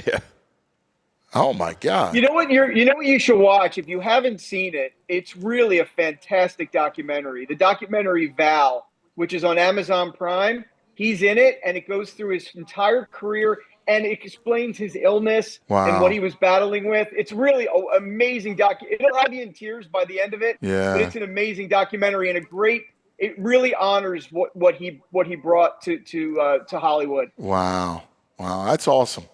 Yeah, God bless him, man. He was great. He was terrific. He was cool. Yeah, he was cool. Very cool. Todd, always great, brother. Great stuff, man. Always a lot of good stuff. Phillies, Dodgers, and shows and movies. I just need you know what I want? I want 3 days of just watching shows. Like I could go for that. Like a binge vacation. Yeah. That's what you need to do. Absolutely. But it's you got to wait for those lull in sports. I mean, this weekend you got Final college Four basketball too. I know. I'm going to watch nothing because Saturday night, like it's funny. Like we have our, like every other married couple do the date night, do the movie night, do whatever. And Tam's lair's upstairs, my lair's downstairs. And anytime there's the sports, like she's like, she'll call me. You coming up? What game? You coming up? Like, I'll go, yeah, right after I'll be up. Next thing you know, why'd you come up? You come up late. What are you doing? Yeah, she's like, wait a minute, you were staying up till 3 a.m. watching Vegas, Minnesota Wild games? I'll be right up. We're going to watch this show about a bail bondsman brought back to life from I the can't devil. convince her. I want to watch it. Hi, Jules. man, Say hello, yeah. everybody, to Jules. Julia. Jules can't wait for Phillies. She's always Phillied up. Yeah, What's up, she Julia? can't wait. Phillies, Dodgers. It's a great jacket, by the way. She's always got good That's Phillies a great gear. Phillies jacket.